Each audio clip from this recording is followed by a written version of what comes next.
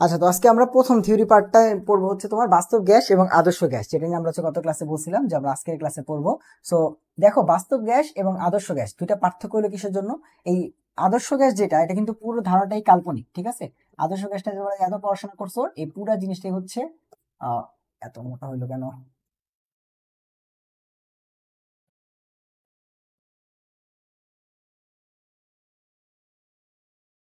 দেখো, আদর্শ গ্যাসের পুরো কনসেপ্টটাই হচ্ছে কাল্পনিক, অর্থাৎ তুমি বাস্তবে কোনো আদর্শ গ্যাস পাবা না। কিসের জন্য পাবা না? কারণ হচ্ছে বাস্তব গ্যাসগুলো আদর্শ গ্যাসের মতো বিহেভিয়ার করে না। এখন কথা হচ্ছে আদর্শ গ্যাসের যে ধর্ম সেটা কে ফিক্সড করছে, ঠিক আছে। আদর্শ গ্যাসের ধর্মটা অনেকজন মিলে এই থিওরিটা ডেভেলপ করছে, যেটা হচ্ছে আমরা বলি যে গ্যাসের গতিতত্ত্ব। এবং সেখানে কিছু টার্ম ধরে নেওয়া হয়েছিল যে এই টার্মগুলা মেনটেন করলে এইগুলা আদর্শ গ্যাস হবে, আর নাইলে হবে না। কিছু বুঝো, কিছু টার্ম মেনটেন করা হয়েছে। কি কি? প্রথম বুঝো, আদর্শ গ্যাস যদি হইতে চায়, কেউ যদি আদর্শ গ্যাস হওয়ার জন্য শর্ত কি কি? শর্ত হচ্ছে, দেখো, আদর্শ গ্যাস হওয়ার জন্য শর্ত হচ্ছে এক, যে ভাইয়া তোমাকে ধৈর্য নিতে হবে যে গ্যাসের গুলার যে নিজস্ব আয়তন, গ্যাসগুলার অণুগুলার যে নিজস্ব আয়তন সেটা খুব কম।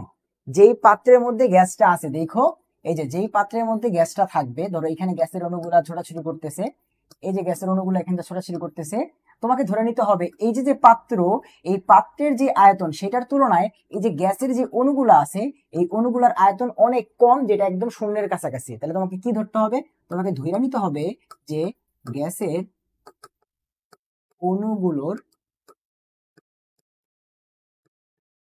অণুগুলোর নিজস্ব আয়তন একেবারে নগণ্য বা শূন্যের কাছাকাছি, শূন্যের কাছাকাছি। অর্থাৎ যদি কোনো একটা গ্যাস আদর্শ গ্যাস হইতে চায়, তার নিজের যে গ্যাসের অণুগুলো আছে সেইটা এই পাত্রের যে আয়তন তার তুলনায় অনেক কম ধরে নিছে, ঠিক আছে। সো প্রথম আদর্শ গ্যাস হওয়ার জন্য কি করতে হবে? মনে করতে হবে গ্যাসের যে অণুগুলো আছে তাদের আয়তন নাই, বুঝতে পারছো? বাট বাস্তবে এটা সম্ভব না। বাট যদি আদর্শ হইতে হয় তাহলে এটা মানতে হবে, বাট বাস্তবে এটা মানে না। তাই কি আমরা দেখি না বাস্তবে কোনো কি নেই, আদর্শ গ্যাস নাই। সেকেন্ড সেকেন্ড যেটা মানতে হবে, দেখো, যে মনে করতে হবে যে গ্যাসের যে অণুগুলো আছে, গ্যাসের অণুগুলোর মধ্যে কোনো প্রকার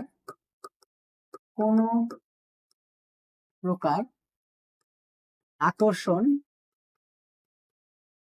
বা বিকর্ষণ বল কাজ করে না, বা বিকর্ষণ বল নাই, বিকর্ষণ বল নেই, বিকর্ষণ বল নেই।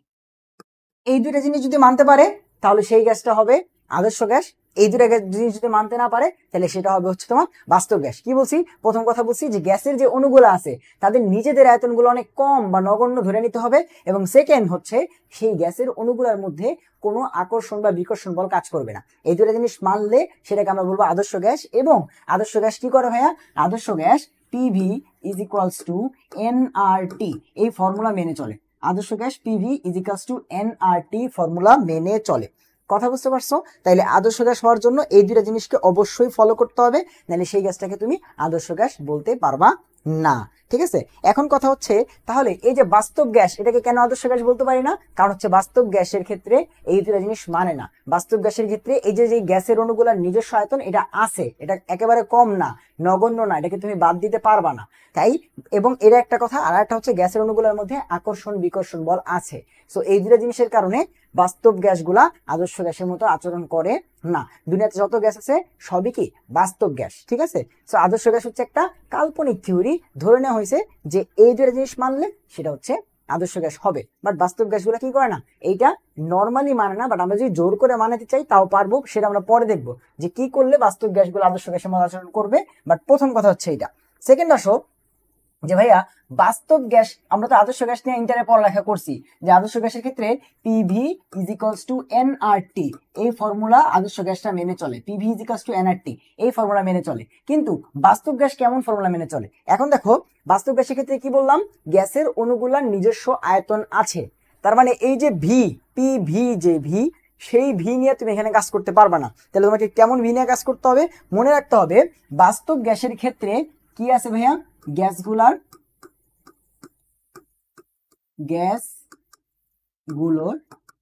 নিজস্ব আয়তন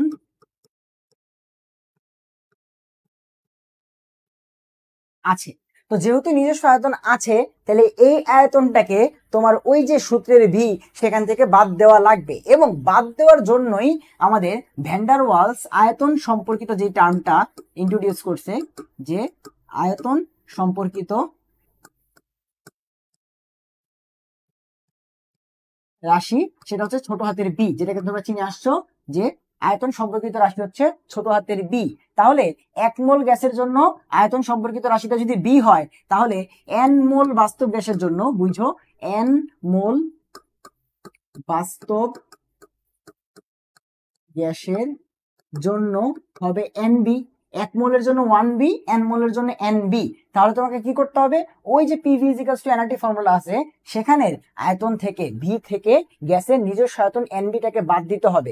তাইলে গিয়ে তুমি হচ্ছে বাস্তব গ্যাসের কি পাবা, ফর্মুলা পাবা। কি করতে হবে, ওই যে পিভি ইকুয়ালস টু এনআরটি যে ফর্মুলা আছে, সেখানে যে আয়তন ভি আছে, সেই ভি থেকে এই যে গ্যাসের নিজস্ব আয়তন, যেটাকে তারা ধরে নিয়েছিল যেটা নাই, এটা জিরো, সেটা করা যাবে না, ওই নিজস্ব আয়তনটা বাদ দিতে হবে। তাহলে দেখো ওইখানের ভিটা কি দাঁড়াবে, ভিটা দাঁড়াবে ভি মাইনাস এনবি, ভিটা হয়ে যাবে ভি মাইনাস এনবি। আর পিটা কি হবে, এই যে দেখো কি বলছিলাম যে 2 নাম্বারটা, দেখো 2 নাম্বারটা, যে প্রথমটা হচ্ছে তারা আয়তনটাকে জিরো ধরে নিছিল, যে গ্যাসের নিজস্ব আয়তনটা শূন্যের কাছাকাছি, বাট সেটা না, সেটা হচ্ছে এনবি, এটা তোমাকে অবশ্যই বাদ দিতে হবে। এবং আরেকটা হচ্ছে আকর্ষণ বা যে বিকর্ষণ বল, এই আকর্ষণ বা বিকর্ষণ বল থাকার কারণে আদর্শ গ্যাসগুলা যেই পরিমাণে তোমার হচ্ছে চাপ পাত্রের গায়ে দিতে পারে, দেখো এগুলা গিয়ে কি করবে, পাত্রের গায়ে চাপ দিবে, পাত্রের গায়ে চাপ দিবে। বাস্তব গ্যাস অত চাপ দিতে পারে না, কথা বুঝো। আকর্ষণ বা বিকর্ষণ বল যেহেতু বাস্তব গ্যাসের মধ্যে আছে, তার মানে ওকে আকর্ষণ বা বিকর্ষণ বলে কিছু বল খরচ করতে হয়। তার মানে ও বেশি পরিমাণে চাপ কি দিতে পারে না, পাত্রের গায়ে দিতে পারে না। বাট আদর্শ গ্যাসের ক্ষেত্রে কি ধরে নিছে, কোনো আকর্ষণ বা বিকর্ষণ বল নাই।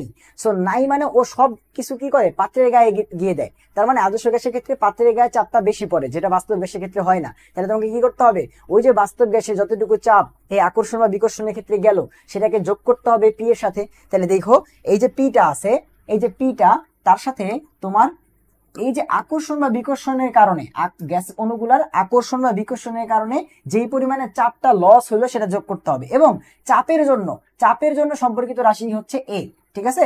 মনে রাখবা যে বাস্তব গ্যাসের ক্ষেত্রে, বাস্তব গ্যাসের ক্ষেত্রে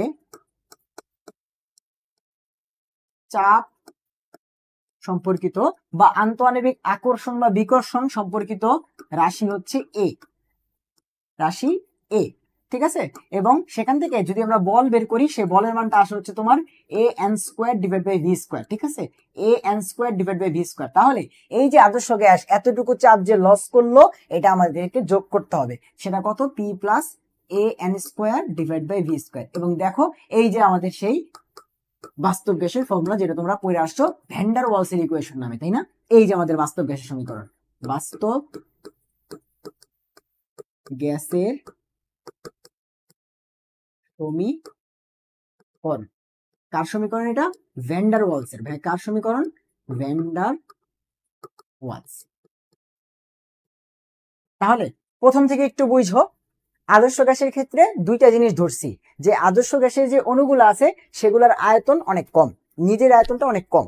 সেকেন্ড একটা ধরছি যে তাদের মধ্যে কি নাই, কোনো আকর্ষণ বা বিকর্ষণ বল নাই। এই দুটো মানলে সেটা আদর্শ গ্যাস। দেখো এই যে কি বলছিলাম, যে গ্যাসের অণুগুলার নিজস্ব আয়তনটা একেবারে শূন্যের কাছাকাছি বা নগণ্য, ইগনোর করা যায়, এরকম তারা ধরে নিছে আর কি, যদি আদর্শ হইতে হয়। আর সেকেন্ডলি কি বলছে, অণুগুলার মধ্যে কোনো আকর্ষণ বা বিকর্ষণ বল নাই। সো এই দুটা মেনটেন করলে সেটা আদর্শ গ্যাস, বাস। কিন্তু বাস্তব গ্যাসের ক্ষেত্রে তারা যেটা মানে না, তাদের কি আছে, নিজস্ব আয়তন আছে। তাহলে ওই যে নিজস্ব আয়তন আছে, সেই নিজস্ব আয়তনটাকে বাদ দিলে তুমি হচ্ছে এক্স্যাক্টলি যে ভিটা বা যতটুকু ভি এর মধ্যে সে নাড়াচাড়া করে বা দৌড়াদৌড়ি করে ছোটাছুটি করে সেই ভিটা পাবা। তাহলে কি করতে হবে, সেই ভিটা বাদ দিতে হবে। এখন তাহলে কি করছে দেখো, গ্যাস অণুগুলোর যে নিজস্ব আয়তন আছে সেটাকে সে ধরছে হচ্ছে বি, এবং যেহেতু এন মোল নিয়ে আমরা কাজ করলে সেটা হবে এন বি। তাহলে যে ভি থেকে এন বি বাদ দিতে হবে, তাহলে যে পি ভি এর যে ভি আছে সেই ভি থেকে এন বি বাদ দিলাম। এরপরে সেকেন্ড ইসে আসো, তারা বলতেছে যে বাস্তব গ্যাসের অণুগুলোর মধ্যে কোনো আকর্ষণ বা বিকর্ষণ বল নাই, কিন্তু সরি আদর্শ গ্যাসের ক্ষেত্রে কোনো কিনা আকর্ষণ বা বিকর্ষণ বল নাই, কিন্তু বাস্তব গ্যাসের ক্ষেত্রে তো আকর্ষণ বা বিকর্ষণ বল আছে। তাহলে ওই যে আকর্ষণ বা বিকর্ষণ বলের কারণে ওর যতটুকু বল লস হয়ে যায় সেই বলটা যোগ করতে হবে। তাহলে এই যে সেই বলটার মান কত, a N square divide by V square. তাহলে যে চাপ পি এর সাথে ওইটা যোগ করে দিলাম, তাহলে চাপটাও কি করে দিলাম, সংশোধন করলাম, ভিটাকেও সংশোধন করলাম। তাহলে এইটাকে আমরা লিখতে পারবো হচ্ছে বাস্তব গ্যাসের ইকুয়েশন, ওইটা হচ্ছে আদর্শ গ্যাসের ইকুয়েশন, যেখানে কি করে নাই, গ্যাসের আয়তনকে চিন্তা করে নাই এবং আন্তঃনৈবিক আকর্ষণ বা বিকর্ষণকে চিন্তা করে নাই। ওই দুটাকে চিন্তা করে নাই দেখে যে এগুলাকে তারা জিরো ধরে নিছে, তাই দেখো এই পার্টটা জিরো হয়ে গেলে কত থাকে পি, এই পার্টটা জিরো হয়ে গেলে কত থাকে V. So P V is equals to nRT. But বাস্তব গ্যাস কিন্তু এটা মেনটেন করবে না, বাস্তব গ্যাসের ক্ষেত্রে এই দুটা আছে, এই দুটাকে নিয়েই চলতে হবে। তাহলে এটা হচ্ছে আমাদের বাস্তব গ্যাসের ইকুয়েশন, যেটা মূলত ভ্যান্ডার ওয়ালস দিছিল। তাহলে বুঝতে পারছো যে বাস্তব গ্যাস এবং আদর্শ গ্যাসের মাঝখানে সমীকরণের যে পার্থক্য, তাই দুজনের মাঝখানে কেন পার্থক্য হইলো এটা বুঝতে পারছো, যে বাস্তব গ্যাস এবং আদর্শ গ্যাসের মাঝখানে এই হচ্ছে পার্থক্য, যে সমীকরণে আর বেসিকে। সো এবার আসো যে এখান থেকে একটা প্রশ্ন আসে, বেসিক একটা প্রশ্ন আসে, কিরকম ভাইয়া, এই যে এরকম দেখো, প্রথম এখান থেকে প্রশ্ন আসে যে বাস্তব গ্যাস এবং আদর্শ গ্যাস দুটা থেকে দেখো, আগে সমীকরণগুলো লিখি। আমরা জানি আদর্শ গ্যাসের ক্ষেত্রে আমরা সমীকরণ কি পাইলাম, এটা তো 19 থেকে ইন্টার থেকে পড়ে আসতেছো, যে আদর্শ গ্যাসের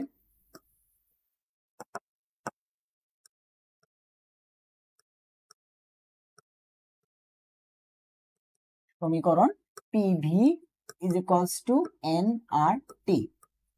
আর বাস্তব গ্যাসের ক্ষেত্রে কি পাইলাম ভাইয়া, বাস্তব গ্যাসের সমীকরণ আসলো, পিটাকে সংশোধন করছি, তার সাথে a N square divide by V square যোগ করে, আর ভি থেকে এন বি বাদ দিয়ে, এটা ইকুয়ালস টু এন আর টি।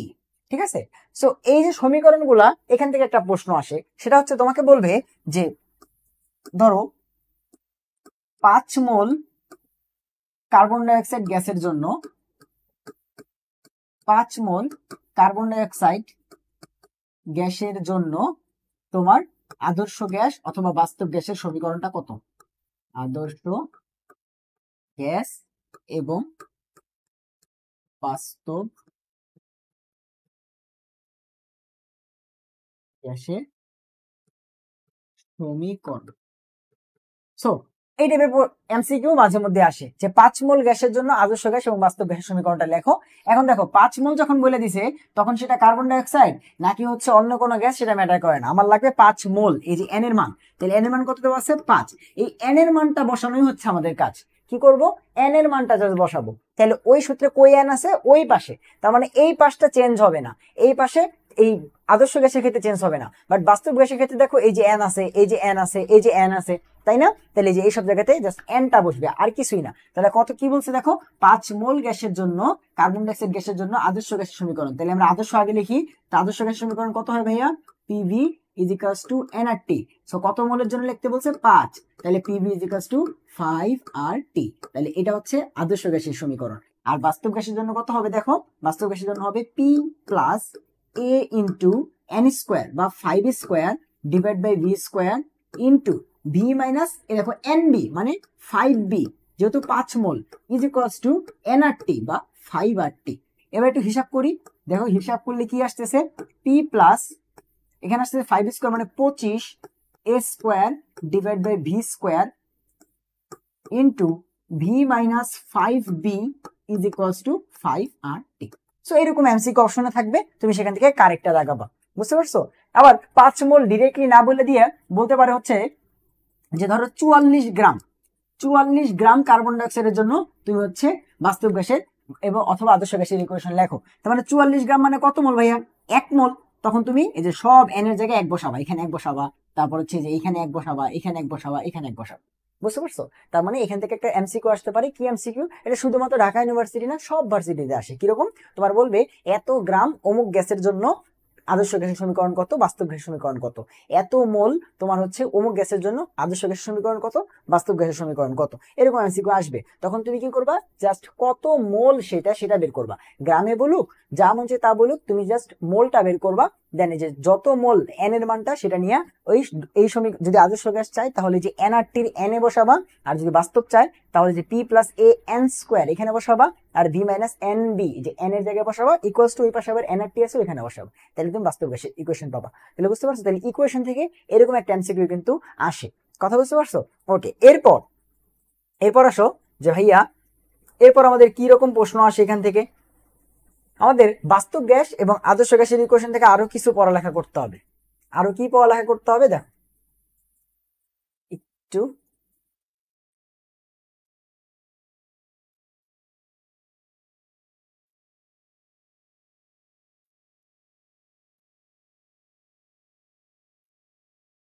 আচ্ছা, সো বাস্তব গ্যাস এবং আদর্শ গ্যাসের তো আমরা বুঝলাম যে সমীকরণ কত হবে এবং কেন তাদের মাঝখানে পার্থক্য হইল।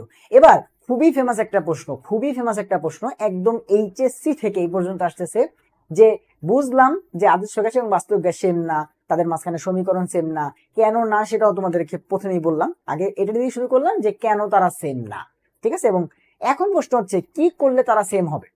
তুমি কি এমন কাজটা করলে ওই যে P plus A N square divide by V square into V minus N b, এই জিনিসটা P V equals to nRT হবে, অথবা বাস্তব গ্যাসটা আদর্শ গ্যাসের মতো আচরণ করবে। কি করলে? অনেক ফেমাস প্রশ্ন, এমসিকিউতে আসে, রিটেনে আসে, এইচএসসি তে আসছে, সব জায়গাতে আসে যে কি করলে বাস্তব গ্যাস আদর্শ গ্যাসের মতো আচরণ করবে। তাহলে মনে রাখবা শর্ত একটাই, যে ভাই কি করলে বাস্তব গ্যাস আদর্শ গ্যাসের মতো আচরণ করবে। তাহলে প্রশ্নটা কি? প্রশ্ন হচ্ছে কোন শর্তে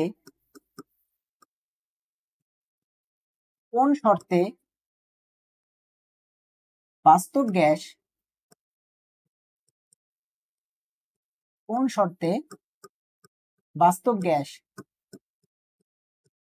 আদর্শ গ্যাসের ন্যায় আচরণ করবে। মনে রেখো আজকের ক্লাসটা যেহেতু পুরাটাই থিওরি, আজকের ক্লাস থেকে তুমি গুচ্ছ বলো, ঢাকা ইউনিভার্সিটি বলো, মেডিকেল, কৃষিগুচ্ছ, সব জায়গাতে প্রশ্ন কমন পাবা। আজকের ক্লাসটা থেকে তুমি এর 90% সম্ভাবনা যে প্রত্যেকটা জায়গায় তুমি থিওরিটিক্যাল প্রশ্ন কমন পাবা পরিবেশ রসায়নের এই আজকের ক্লাসটা থেকে, ঠিক আছে। তো 3 নম্বর ক্লাসটা পুরোটাই থিওরির উপরে। আজকের ক্লাসটা তোমাদের জন্য খুবই ইম্পর্টেন্ট। তোমরা একটা প্রশ্ন অন্তত হইলো কমন পাবাই এই চ্যাপ্টার থেকে। আমি জাস্ট গ্যারান্টি দিয়ে দিলাম যে তোমরা ভাইয়ের কথাটা মিলাই নিও, আজকের ক্লাস থেকে যদি এমসিকিউ কমন না পাইছো তাহলে বইলো ভাইকে। সো কোন শর্তে বাস্তব গ্যাস আদর্শ গ্যাসের নিয়ে আচরণ করবে? অ্যান্সার হচ্ছে তোমার উচ্চ তাপমাত্রা লাগবে, উচ্চ তাপমাত্রা ও নিম্নচাপ। জাস্ট এইটাই এমসিকিউ তো অনেক জায়গায় আসছে, হিসাব নাই যেটা কতবার আসছে, ঠিক আছে। কতবার যেটা আসছে তার কোনো হিসাব নাই, ঠিক আছে, তার কোনো হিসাব নাই যে এইটা কতবার করে আসছে। মনে রেখো যে ভাইয়া উচ্চ তাপমাত্রা এবং নিম্নচাপ, তুমি যদি তাপমাত্রা অনেক বেশি করো এবং চাপ অনেক কম করো তাহলে গিয়ে কি হবে? বাস্তব গ্যাস আদর্শ গ্যাসের মতো আচরণ করবে। এখন প্রশ্ন হচ্ছে কেন? এই প্রশ্নটা কিন্তু রিটেনে, ঢাকা ইউনিভার্সিটি রিটেনে দিতে পারে। তাহলে দেখো তো কেন এই তাপমাত্রা বাড়াইলে এবং চাপটা কমাইলে কেনই হবে? হ্যাঁ, তাপমাত্রা যদি বাড়াও এবং চাপ যদি কমাও, তাপমাত্রার সাথে আয়তনের সম্পর্ক কেমন? সমানুপাতিক। তার মানে তাপমাত্রা যেহেতু বাড়াইতেছো তার মানে আয়তন বাড়বে, চাপ যেহেতু কমাইতেছো চাপের সাথে আয়তনের সম্পর্ক কেমন? বয়েলের সূত্র, ব্যস্তানুপাতিক। তাহলে চাপ যদি কমে তার মানে আয়তন বাড়বে। তাহলে দেখো আমরা কোন শর্তে বলছি বাস্তব গ্যাস আদর্শ গ্যাসের নিয়ে আচরণ করবে? যখন তাপমাত্রা বেশি হবে এবং চাপ কম হবে। তাহলে দেখো তাপমাত্রা বাড়াইতেছো তার মানে এই লজিকেও আয়তন বাড়বে, চাপ কমাইতেছো এই লজিকেও আয়তন বাড়বে। এখন কথা হচ্ছে আয়তন যদি বাড়ে, তুমি দেখো গ্যাসের যে টোটাল আয়তন ভি এটা যদি বাড়ে তখন ওই যে প্রথমে শর্তে আসো। শর্ত কি ছিল? যে ভাই কি কি শর্ত আমরা ধরে নিয়েছিলাম? যে গ্যাসের অনুগুলান নিজস্ব আয়তন নগণ্য বা শূন্যের কাছাকাছি, তাইলে এটা কি? আদর্শ গ্যাস। এখন যখন আমরা তাপমাত্রা বাড়াইতেছি এবং চাপটা কমাইতেছি তখন কি হইতেছে? আমাদের আয়তনটা অনেক বেশি হয়ে যেতেছে, ভি এর মানটা অনেক বেশি হয়ে যেতেছে। সো ভি যদি খুব বড় হয় তার থেকে এনবি এই মানটা তখন বাদ দিলে সেই জিনিসটা কি করা যাবে ভাই, নেগলিজেবল করা যাবে, অর্থাৎ তুমি সেই মানটা কি করতে পারবা, নেগলেক্ট করতে পারবা। তাহলে আমাদের উদ্দেশ্য এটা যে আমরা ওই যে আদর্শ গ্যাসের যে শর্ত, আদর্শ গ্যাসের ক্ষেত্রে কি শর্ত ছিল, যে পাত্রের আয়তনের তুলনায় গ্যাসের নিজস্ব আয়তন অনেক কম বা নগণ্য, সেই জিনিসটা ফলো হবে কখন, যখন তুমি তাপমাত্রা বাড়াবা, চাপটা কমাবা। তাহলে তাপমাত্রা বাড়াইলে অথবা চাপ কমাইলে আমাদের আয়তন বাড়ে। আয়তন ভিটা যখন খুব বেশি হবে তার থেকে এনবিটাকে তখন তুমি যখন বাদ দিবা সে মানটাকে তুমি তখন নেগলেক্ট করতে পারবা। সো এনবিটাকে যদি নেগলেক্ট করতে পারি তো ভি মাইনাস এনবিটাকে আমি তখন ভি লিখতে পারবো। সেম ভাবে তাহলে প্রথমটা তো হইলো, সেকেন্ডটা কি ছিল, যে তারা ধরে নিয়েছিল গ্যাসের গতিতত্ত্বে যে আদর্শ গ্যাসের ক্ষেত্রে কোনো আকর্ষণ বা বিকর্ষণ বল নাই, কিন্তু তুমি এই যে আয়তন বাড়াইতেছো, আয়তন বাড়ানো মানে গ্যাসগুলোর মাঝখানে ডিস্টেন্স বাড়তেছে, আর ডিস্টেন্স বাড়লে আমরা জানি বলের মান কমে বা আকর্ষণ বলের মান কমে। তাহলে আস্তে আস্তে দেখো ওই যে আদর্শ গ্যাসের যে কথা যে আকর্ষণ বা বিকর্ষণ বলটা কম বা একদমই শূন্যের কাছাকাছি সেই দিকেই যেতেছে। সো আয়তনটা বাড়াইলে আমাদের কি সুবিধা হচ্ছে, একই সাথে আয়তনের যে ফ্যাক্টরটা ভি মাইনাস এন বি এটাকে ভি ধরতে পারতেছি, আবার চাপ P plus A N square divide by V square, যে এই টার্মটা কিসের জন্য আনছিলাম ভাইয়া, A plus A N square divide V square আনছিলাম আকর্ষণ বা বিকর্ষণ বলের জন্য। বাট এখন তো আমাদের ভি বাইরে যাচ্ছে, গ্যাসগুলোর মাঝখানে দূরত্ব ক্রিয়েট হচ্ছে এবং আকর্ষণ বা বিকর্ষণ বলটা কমে যাচ্ছে, এবং এই যে মানটা এই মানটা প্রায় টেন্স টু জিরোর কাছাকাছি। সো এই মানটাও যদি বাদ হয়ে যায় তাহলে P plus A N square by V স্কোয়ারকে আমরা পি লিখতে পারি। তার আলটিমেটলি এই যে ভ্যান ডার ওয়ালসের ইকুয়েশনটা দেখো, এই যে ভ্যান ডার ওয়ালসের ইকুয়েশনটা অর্থাৎ P plus A N square divide V square, এইটার পার্টটাও যদি জিরোর কাছাকাছি হয়ে যায়, এই পার্টটাও যদি জিরোর কাছাকাছি হয়ে যায়, তখন পড়ে থাকে কি P V is equals to nRT.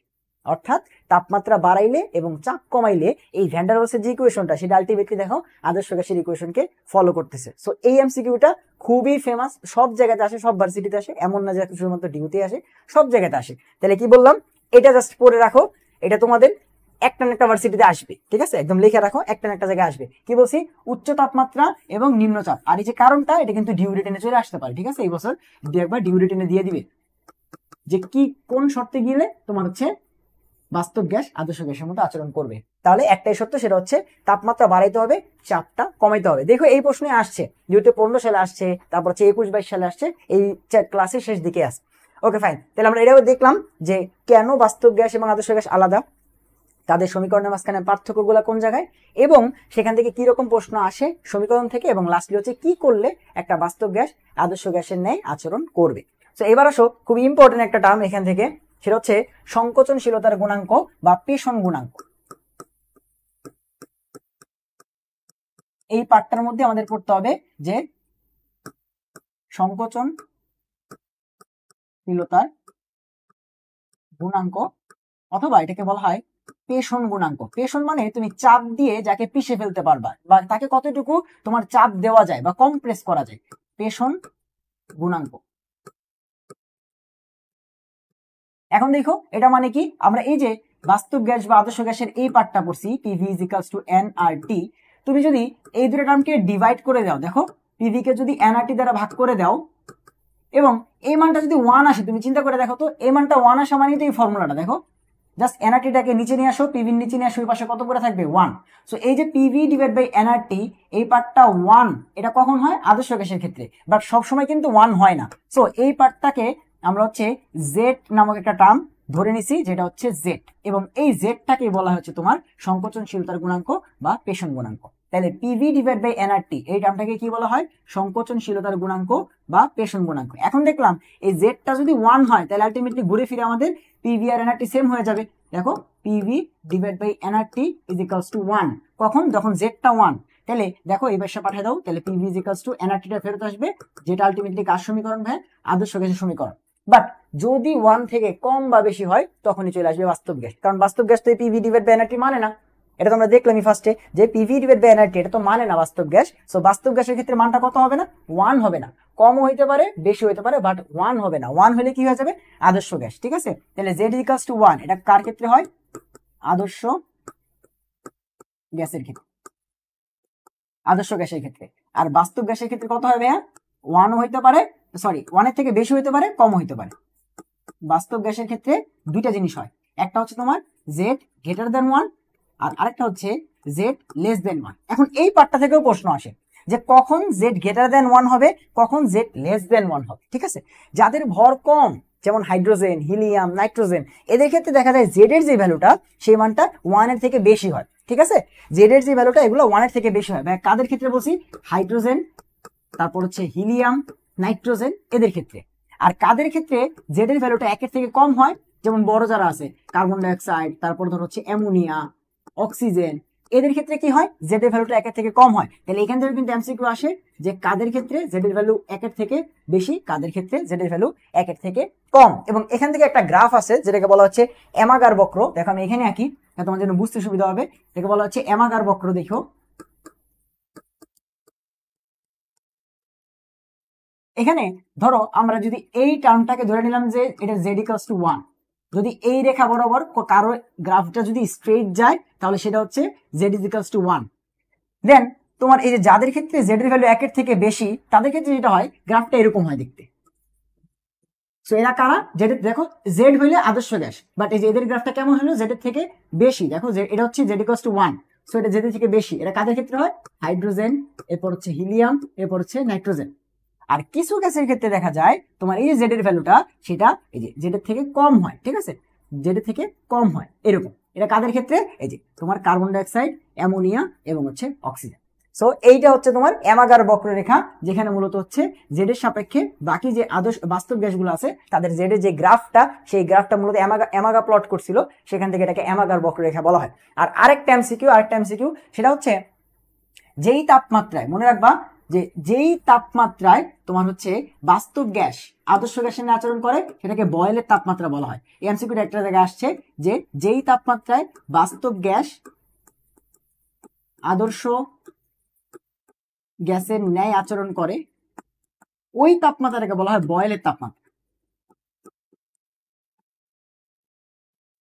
যেই তাপমাত্রায় বাস্তব গ্যাস আদর্শ গ্যাসের নিয়ে আচরণ করে সেই তাপমাত্রাটাকে বলা হয় বয়েলের তাপমাত্রা। তাহলে এইখান থেকে কিন্তু প্রায় এমসিকিউ আসে, কি বললাম যে সংকোচনশীলতার গুণাঙ্ককে জেড দ্বারা প্রকাশ করা হয়, সেটা মানে কি? PV divide by nRT. এখন এটা যদি 1 হয়ে যায় তাহলে তো পিভি আর এনআরটি সেম, তার মানে PV equals to nRT. So Z equals to 1 হইলে PV equals to nRT, but এটা আলটিমেটলি কি আমাদের আদর্শ গ্যাসের সমীকরণ। এন্ড যদি এটা 1 না হয় তাইলেই বাস্তব গ্যাস। এখন এটা 1 এর থেকে কম হইতে পারে, 1 এর থেকে বেশি হইতে পারে। বেশি কাদের ক্ষেত্রে হয়? 1 এর থেকে বেশি হয় ছোট গ্যাস যারা হাইড্রোজেন, হিলিয়াম, নাইট্রোজেন, এদের ক্ষেত্রে। আর কম হয় কাদের ক্ষেত্রে? যেমন যাদের ভর বেশি, কার্বন ডাইঅক্সাইড, অ্যামোনিয়া এবং অক্সিজেন। এবং এগুলো এক্সপেরিমেন্টাল, তুমি চাইলেই হচ্ছে মানে এদের মান তোমার বের করতে দিবে না। কথা বুঝতে পারছো? এগুলো এক্সপেরিমেন্ট থেকেই পাওয়া গেছে যে ওদের মানটা 1 থেকে কম হয়, ওদের 1 থেকে বেশি হয়। এখন এখানে আরেকটা জিনিস লাস্ট এখান থেকে অ্যান্সার করা যায় আর কি, সেটা হচ্ছে জেড এর ভ্যালু যত 1 এর থেকে বেশি হবে, শুনো মনোযোগ দিয়ে, জেড এর ভ্যালু যত 1 এর থেকে বেশি হবে মানে পিভি এর মানটা এনআরটি থেকে যত বেশি হবে, ভাগ করলে কি জেড এর মানটা তত বাড়বে। জেড এর মান 1 এর থেকে বেশি হইলে তাকে চাপ দেওয়া বা কম্প্রেস করা অনেক কঠিন। জেড এর ভ্যালু 1 এর থেকে বেশি হইলে তাকে চাপ দেওয়া বা কম্প্রেস করে তরলে পরিণত করা। যেমন একটা গ্যাসকে চাপ দিলে সেটা কিসে পরিণত হয়? তরলে পরিণত হয়। সেটাকে আরো চাপ দিলে কঠিনে পরিণত হয়। সো একটা গ্যাসকে চাপ দিয়ে যখন আমরা তরলে পরিণত করতে চাবো তখন আমরা দেখবো যে তার জেড এর ভ্যালুটা কেমন। যদি জেড এর ভ্যালু 1 এর থেকে বেশি হয় তাহলে তার চাপ দিয়ে তরল বানানো অনেক কষ্ট। তাহলে এই যে যারা আছে হাইড্রোজেন, হিলিয়াম, নাইট্রোজেন, যেহেতু এদের জেড এর ভ্যালু 1 এর থেকে বেশি, তাহলে এদেরকে পেষণ করা বা তোমার হচ্ছে চাপ দিয়ে তরলে পরিণত করা কঠিন। এদেরকে তোমার অনেক চাপ দিতে হবে। যদি তুমি তরলে পরিণত করতে চাও তাহলে অনেক কষ্ট করা লাগবে। বাট যাদের জেড এর মান 1 এর থেকে কম তাদেরকে চাপ দিয়ে তরলে পরিণত করা সহজ। তাদেরকে চাপ দিয়ে তরলে পরিণত করা সহজ। তাহলে মনে থাকবে আদর্শ গ্যাসের ক্ষেত্রে জেড ইকুয়ালস টু 1, এটা তো এমনি বুঝতেছি। বাস্তব গ্যাসের ক্ষেত্রে জেড 1 না। এখন 1 না মানে কি? 1 এর থেকে বেশি হইতে পারে, কম হইতে পারে। বেশি হয় কাদের ক্ষেত্রে? যারা ছোট হাইড্রোজেন, হিলিয়াম, নাইট্রোজেন, এদের ক্ষেত্রে কি হয়? এদেরকে চাপ দিয়ে তরলে পরিণত করা অনেক কষ্ট। আর যাদের জেড এর ভ্যালু 1 এর থেকে কম, এরাও তো বাস্তব গ্যাস, কিন্তু এদেরকে চাপ দিয়ে তরলে পরিণত করা অনেক সহজ। তাহলে এই হচ্ছে বাস্তব গ্যাস এবং আদর্শ গ্যাসের মধ্যে যত ধরনের কথাবার্তা আছে আমরা বসি একটা বার রিকেপ করি, কারণ এখান থেকে দেখা গেছে এমসিকিউ পরীক্ষাতে আসে। ঠিক আছে, এখান থেকে এমসিকিউ গুলো কিন্তু ভাইয়া পরীক্ষাতে আসে, তাই করাই দিছি। দেখো কি কি ছিল আমাদের। প্রথমে চলে আসো, আমরা ফার্স্টে দেখলাম যে ভাইয়া কেন আদর্শ গ্যাস হলে কি হইতে হবে, গ্যাসের অণুগুলার যে নিজস্ব আয়তন সেটাকে একেবারে নগণ্য বা জিরোর কাছাকাছি ধরতে হবে, এবং গ্যাসের অণুগুলোর মধ্যে কোনো আকর্ষণ বা বিকর্ষণ বল নাই, এটা মনে করতে হবে, বা মনে করতে হবে সেখানে কোনো কি নেই, আকর্ষণ বা বিকর্ষণ বল নাই। এটা হইলে গিয়ে পিভি ইকুয়ালস টু এনআরটি মানবে। এখন বাস্তব গ্যাস তো এটা মানে না। এখন মানে না দেখে কি করছি আমরা, বাস্তব গ্যাস যেহেতু এটা মানে না, যেহেতু নিজস্ব গ্যাসের আয়তন আছে, সেই আয়তনটা প্রকাশ করার জন্য রাশি নিয়ে নিছি এনবি, এবং সেটাকে ওই আয়তন থেকে বিয়োগ করছি, এবং আন্তঃআণবিক আকর্ষণ আছে, এই জন্য আন্তঃআণবিক আকর্ষণ বলের কারণে যে এক্সট্রা প্রেসারটা সেটা যোগ করছি, a N square divide by V square, এটা ইকুয়ালস টু এনআরটি, এবং এটাই হচ্ছে বাস্তব গ্যাসের সমীকরণ, যেটা হচ্ছে ভ্যান ডার ওয়ালসের ইকুয়েশন নামে পরিচিত। এখন এখান থেকে পরে দেখলাম যে কি ধরনের প্রশ্ন আসে এই সমীকরণ থেকে। বলে যে এত মোল গ্যাসের জন্য বা এত গ্রাম গ্যাসের জন্য, এত এসটিপিতে এত লিটার গ্যাসের জন্য আদর্শ গ্যাস সমীকরণ অথবা বাস্তব গ্যাসের সমীকরণ লেখো। একসাথে দুইটা আসে না, যে কোনো একটা এমসিকিউতে আসে। সো তখন তুমি কি ফোকাস করবা, তুমি জাস্ট এন এর মানটা বের করবা, যে এন কত। তুমি যদি এন বের করে ফেলো তাইলেই শেষ। যত জায়গায় এন আছে সব জায়গায় এন এর মানটা বসাই দিবা, যেইটা আসবে অত নাম্বার অপশনই হচ্ছে অ্যান্সার। বুঝতে পারছো? এরপর আমরা দেখলাম কি করলে, মোস্ট ফেমাস, যে কি করলে বা কোন শর্তে একটা বাস্তব গ্যাস আদর্শ গ্যাসের মতো আচরণ করবে।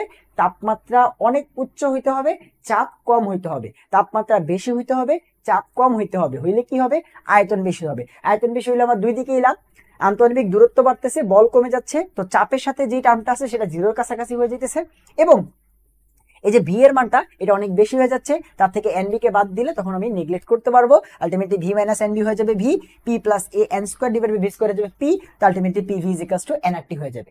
কথা বুঝতে পারছো? তার মানে বাস্তব গ্যাসটা আদর্শ গ্যাসের মতো আচরণ শুরু করবে কখন, যখন হচ্ছে তোমার কি হয়, এই যে তাপমাত্রাটা অনেক বেশি হবে, চাপটা অনেক কম হবে। বুঝতে পারছি? এরপর আমরা দেখলাম যে সংকোচনশীলতার গুণাঙ্ক বা প্রেষণ গুণাঙ্ক জেড, এই টার্মটা কি, পিভি ডিভাইড বাই এনআরটি কে বলা হয় জেড। এই জেড এর মানটা 1 হওয়া মানে তো আদর্শ গ্যাস, আর 1 না হইলে, একের থেকে কম বা বেশি হইলে বাস্তব গ্যাস। এখন বেশি হয় কাদের ক্ষেত্রে, হাইড্রোজেন হিলিয়াম নাইট্রোজেন। কম হয় কাদের ক্ষেত্রে, কার্বন ডাইঅক্সাইড অ্যামোনিয়া এবং অক্সিজেন। এবং যাদের জেড এর ভ্যালু একের থেকে বেশি তাদেরকে চাপ দেওয়া কষ্ট, আর যাদের জেড এর ভ্যালু একের থেকে কম তাদেরকে চাপ দিয়ে তরলে পরিণত করা সহজ। এবং এইগুলাকেই মূলত হচ্ছে এমাগা তার বক্ররেখায় প্লট করছে। কথা বুঝতে পারছো? এটাকে বলা হচ্ছে এমাগার বক্র, এটা বইতে তোমরা হয়তো দেখছো। সো এই হচ্ছে আমাদের মোটামুটি বাস্তব গ্যাস এবং আদর্শ গ্যাস নিয়ে বেসিক কথাবার্তা। এখন দেখো আমরা যদি একটু প্রশ্ন সলভ করি এখান থেকে, দেখো বাস্তব গ্যাস এবং আদর্শ গ্যাসের সমীকরণ থেকে কোনো প্রশ্ন কি আছে কিনা আমরা একটু দেখি। দেখো প্রথম প্রশ্ন আমাকে এখানে বলতেছে যে কোন অবস্থায়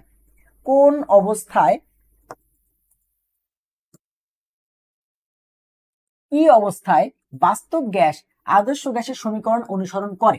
এবং এগুলা কিন্তু ডিউতে আসা প্রশ্ন, হ্যাঁ এমনি আমি আনি নাই, এগুলা ডিউতে আসা প্রশ্ন। বলছে কি অবস্থায় বাস্তব গ্যাস আদর্শ গ্যাসের মতো আচরণ করবে। তাহলে কি করতে হবে ভাইয়া, কি করতে হবে, তাপমাত্রা বাড়াইতে হবে, চাপ কমাইতে হবে, বা উচ্চ তাপমাত্রা লাগবে, এবং নিম্ন চাপ লাগবে। উচ্চ তাপমাত্রা যত বেশি হবে এবং চাপ যত কম হবে ততই কি হবে, আয়তন বেশি হবে। আর আয়তন বেশি হইলেই কি মেনটেন করবে, বাস্তব গ্যাসগুলা PV is equals to NRT কে ফলো করবে। তাহলে কি বলছে, কোন অবস্থায়, দেখো তো লো টেম্পারেচার মানে তাপমাত্রা কম, এটা কি হবে বলো, তাপমাত্রা কি কম লাগবে। বলছে লো টেম্পারেচার হাই প্রেসার, না এটা না। এবার বলতেছে হাই টেম্পারেচার বা উচ্চ তাপমাত্রা এন্ড লো প্রেসার, এই তো আমাদের অ্যান্সার পেয়ে গেছি, যে উচ্চ তাপমাত্রা এবং নিম্নচাপ। ঠিক আছে, এবং অপশনগুলো ইংরেজিতেই আসছিল। ঢাকা ইউনিভার্সিটিতে অনেক এমসিকিউ কিন্তু ইংরেজি অপশনে আসে, সেগুলো কিন্তু পড়তে হবে, যে high temperature and low pressure. So উচ্চ তাপমাত্রা এবং নিম্নচাপ, টিটা বেশি হইতে হবে, পিটা কম হইতে হবে। বুঝতে পারছি? তাহলে এটা হচ্ছে। এবং আরো কোনো প্রশ্ন আসছে কিনা একটু দেখি এই টপিকটা থেকে, তাহলে সেটাও সলভ করাই দিই। দেখো আবার রিপিট হয়েছে প্রশ্ন। কি বলছে, সেম প্রশ্ন, আমাদের সেম প্রশ্ন জিজ্ঞাসা করছে যে কোন অবস্থায় আদর্শ আচরণ হতে একটি গ্যাসের বেশি বিচ্যুতি ঘটে। উল্টা প্রশ্ন করছে, দেখো বলছে আদর্শ অবস্থা থেকে বেশি বিচ্যুতি হয়, আদর্শ থেকে দূরে যায় কেমনে। এখন দেখো বাস্তব থেকে আদর্শর কাছে আসে কেমনে, তাপমাত্রা বেশি হইলে চাপ কম হইলে। তাহলে আদর্শ থেকে দূরে যাবে কেমনে, তাপমাত্রা কম হইলে চাপ বেশি হইলে। বুঝো কথাটা, বুঝো। এখানে বলছে আদর্শ গ্যাস থেকে দূরে যেতেছে, আদর্শ গ্যাস থেকে বিচ্যুতি হচ্ছে। তার মানে বিচ্যুতি হওয়া মানে কি, যেটার ভ্যালু একের থেকে কম বা বেশি হচ্ছে, যেটি ইকুয়ালস টু 1 হইলে আদর্শ, একের থেকে কম হইলে বা বেশি হইলে আদর্শ না বা বাস্তব। তাহলে এটাই বলছে যে কখন হয়। তার মানে আমরা জানি যদি আদর্শ গ্যাস হইতে চায়, যদি আদর্শ হইতে চায় তাহলে তাপমাত্রা বেশি লাগে, চাপ কম লাগে। আর যদি আদর্শ থেকে দূরে যেতে চায় বা আদর্শ থেকে বিচ্যুত হইতে চায় তাহলে তাপমাত্রা কম লাগবে, চাপ বেশি লাগবে। উল্টা, আদর্শ হইতে চাইলে উচ্চ তাপমাত্রা নিম্ন চাপ, আর আদর্শ থেকে বিচ্যুত হইতে চাইলে তাপমাত্রা কম বা নিম্ন তাপমাত্রা উচ্চ চাপ। তাহলে দেখো এই যে লো, তোমার হচ্ছে লো প্রেশার হাই টেম্পারেচার, এটা তো আদর্শ হইতে হইলে, এটা হইলে আদর্শ হইতে হইলে, দেখো এটা হচ্ছে আদর্শ বা আইডিয়াল যদি হইতে চায়। আর এই যে দেখো এখানে কি দেওয়া আছে যে তোমার low temperature and high pressure, 4 নম্বর অপশনে লো টেম্পারেচার মানে তাপমাত্রাটা কম প্রেশার বেশি, তাপমাত্রাটা কম প্রেশার বেশি, যেটা হচ্ছে আমাদের এটার উল্টা। তাহলে যে ডি নাম্বারটা হচ্ছে আমাদের অ্যান্সার। কথা বুঝতে পারছো? ডি নাম্বারটা হচ্ছে আমাদের অ্যান্সার, কারণ এখানে কি তাপমাত্রা কম এবং চাপ বেশি, তাপমাত্রা কম চাপ বেশি। এটা হইলে আদর্শ, এটা হইলে আদর্শ, আর এটা হইলে আদর্শ থেকে বিচ্যুত, আদর্শ থেকে বিচ্যুত। মনে থাকবে? তাহলে এই যেগুলো কিন্তু ডিউতে আসছে, বুঝতে পারছি? ওকে ফাইন, তাহলে আমরা আমাদের বাস্তব গ্যাস এবং আদর্শ গ্যাসের যে টপিকটা আছে সেটা কভার করে ফেলছি। এবার আমরা পরের টপিকে যাব। বাস্তব গ্যাস এবং আদর্শ গ্যাসের টপিকটা আমাদের কভার করা হয়েছে। এবার আমাদের পরের টপিকটা হচ্ছে অ্যাসিড ক্ষার যে মতবাদ, সেইটা আমরা হচ্ছে আগেই অ্যাসিড ক্ষার মতবাদটা কভার করে ফেলবো, তাইলে হচ্ছে আমাদের মোটামুটি বড় একটা পার্ট কভার হয়ে যাবে। ঠিক আছে, অ্যাসিড ক্ষারের যে মতবাদ। ওকে, চলো আমরা হচ্ছে অ্যাসিড ক্ষার মতবাদে চলে যাই। সো প্রথম মতবাদটা হচ্ছে আরহেনিয়াস মতবাদ। আমাদের এইচএসসি সিলেবাসে 3টা অ্যাসিড ক্ষারের মতবাদ ছিল, আরহেনিয়াসের মতবাদ, ব্রনস্টেড লাউরির মতবাদ এবং লুইসের মতবাদ।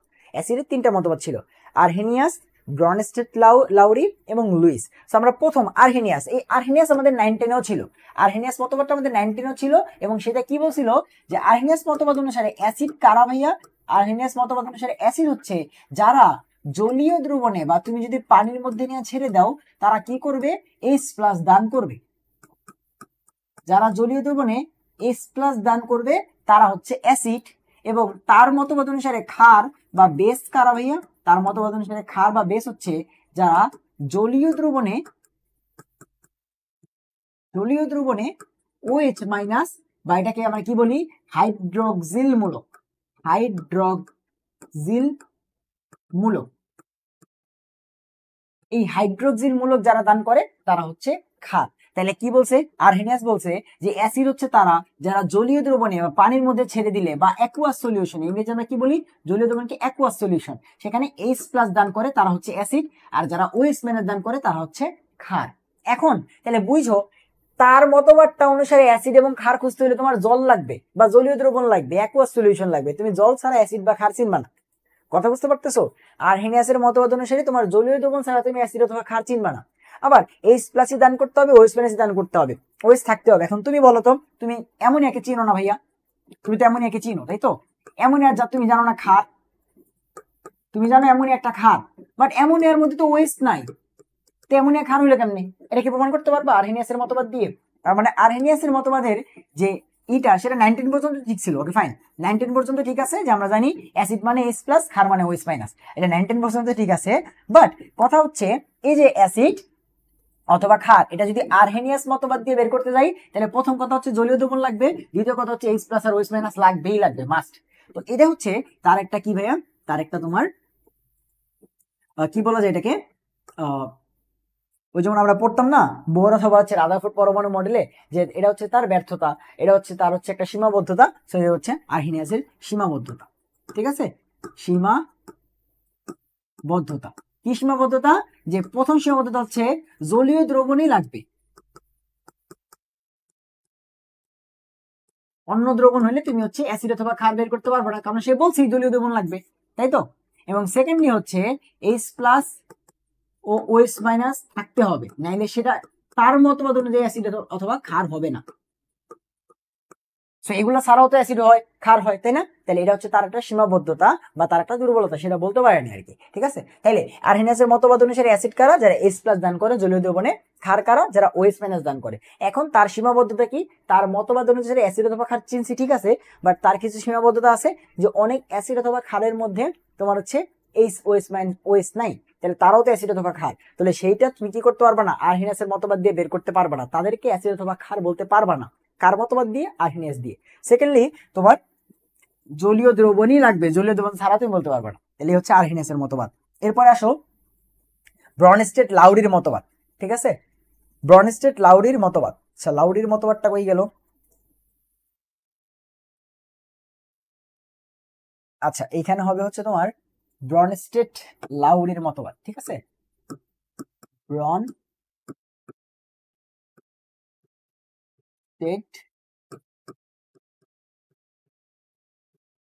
লাউরি। আচ্ছা, এইখানে থাকার কথা ব্রনস্টেড লাউরির মতবাদটা।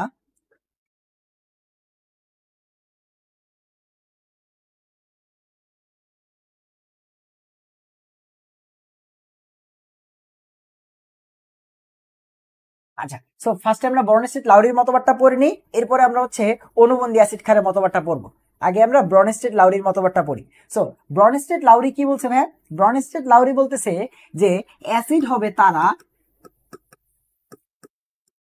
যারা H প্লাস অথবা প্রোটন, H প্লাস মানে তো প্রোটন, যারা H প্লাস অথবা প্রোটন দান করবে, আর ক্ষার বা বেস হবে তারা যারা হচ্ছে H প্লাস গ্রহণ করবে বা প্রোটন গ্রহণ করবে। তাহলে তার পুরো মতবাদটাই H প্লাস কে নিয়ে বা প্রোটনকে নিয়ে, বুঝছো? গ্রহণ করবে, তার পুরো মতবাদটাই H প্লাস বা প্রোটনকে নিয়ে। কি বলছে? অ্যাসিড তারা যারা H প্লাস দান করে। এখন এটা তো আমরা আগেও পড়ে আসছিলাম, বাট সে কিন্তু জলীয় দ্রবণ বলে নাই, বুঝতে পারছো? যে অ্যাসিড তারাই যারা H প্লাস বা প্রোটন দান করে, আর ক্ষার তারা যারা ওই H প্লাস বা প্রোটন গ্রহণ করে। কিরকম? যেমন দেখো, অ্যাসিড আমরা কি জানি, অ্যাসিড মানে কি? যেমন ধরো সালফিউরিক অ্যাসিড H2SO4, সো এটা যদি ভাঙে এখান থেকে দুইটা H প্লাস এবং সালফেট আয়ন বের হবে। এখন তাহলে তুমি দেখো, সালফিউরিক অ্যাসিড ভেঙে গিয়ে H প্লাস তৈরি করছে, মানে সালফিউরিক অ্যাসিড H প্লাসটা দান করছে এবং সালফেট তৈরি করছে। তাহলে যেহেতু এই সালফিউরিক অ্যাসিড এটা H প্লাস দান করছে, তাই এটা কি হবে? ব্রনস্টেড লাউরির মতবাদ অনুযায়ী অ্যাসিড। আবার যারা H প্লাস গ্রহণ করবে তারা ক্ষার। কিরকম? যেমন ধরো অ্যামোনিয়া, এটা যদি একটা H প্লাসের সাথে যুক্ত হয় তাহলে কি তৈরি করবে? অ্যামোনিয়াম আয়ন NH4+ তৈরি করবে। তাহলে দেখো, ও H প্লাস নিয়ে সামথিং তৈরি করলো, বা অ্যামোনিয়াটা H প্লাস কে গ্রহণ করলো বা প্রোটন গ্রহণ করলো। দেখো, H প্লাস মানে তো প্রোটন, প্রোটন গ্রহণ করে অ্যামোনিয়াম আয়ন তৈরি করলো। তো যেহেতু ও প্রোটন গ্রহণ করছে, তাহলে ওকে আমরা কি বলতে পারবো? এই ব্রনস্টেড লাউরির মতবাদ অনুযায়ী ক্ষার। বুঝতে পারছো? তাহলে যারা H প্লাস দান করবে বা ছেড়ে দিবে তারা হচ্ছে কি ভাইয়া? অ্যাসিড। এবং যারা H প্লাস বা প্রোটন গ্রহণ করবে বা যুক্ত হয়ে সামথিং তৈরি করবে তারা হচ্ছে ক্ষার। এবং যেহেতু তার মতবাদটা পুরাটাই প্রোটন অথবা H প্লাস কে দেওয়া নেওয়া নিয়ে, এই জন্য ব্রনস্টেড লাউরির মতবাদটাকে প্রোটোনীয় মতবাদ বলা হয়। ব্রনস্টেড লাউরির মতবাদটাকে প্রোটোনীয় মতবাদ বলা হয়। তাহলে ব্রনস্টেড লাউরির মতবাদের আরেক নামই হচ্ছে প্রোটোনীয় মতবাদ। ব্রনস্টেড লাউরির আরেক মতবাদের নামটাই আরেক নাম কি? প্রোটোনীয় মতবাদ। যেহেতু যারা প্রোটন দান করে তারা অ্যাসিড, যারা প্রোটন নেয় তারা হচ্ছে ক্ষার। এখন এইখান থেকে মূলত অনুবন্ধী অ্যাসিড এবং ক্ষারের যে ধারণাটা তোমরা পড়ছো সেইটা আসছে এই ব্রনস্টেড লাউরির মতবাদ থেকে। কিভাবে আসছে দেখো, দেখো অনুবন্ধী অ্যাসিড এবং ক্ষার এটা মানে কি? একটু আগে দেখলাম যে সালফিউরিক অ্যাসিড, ধরো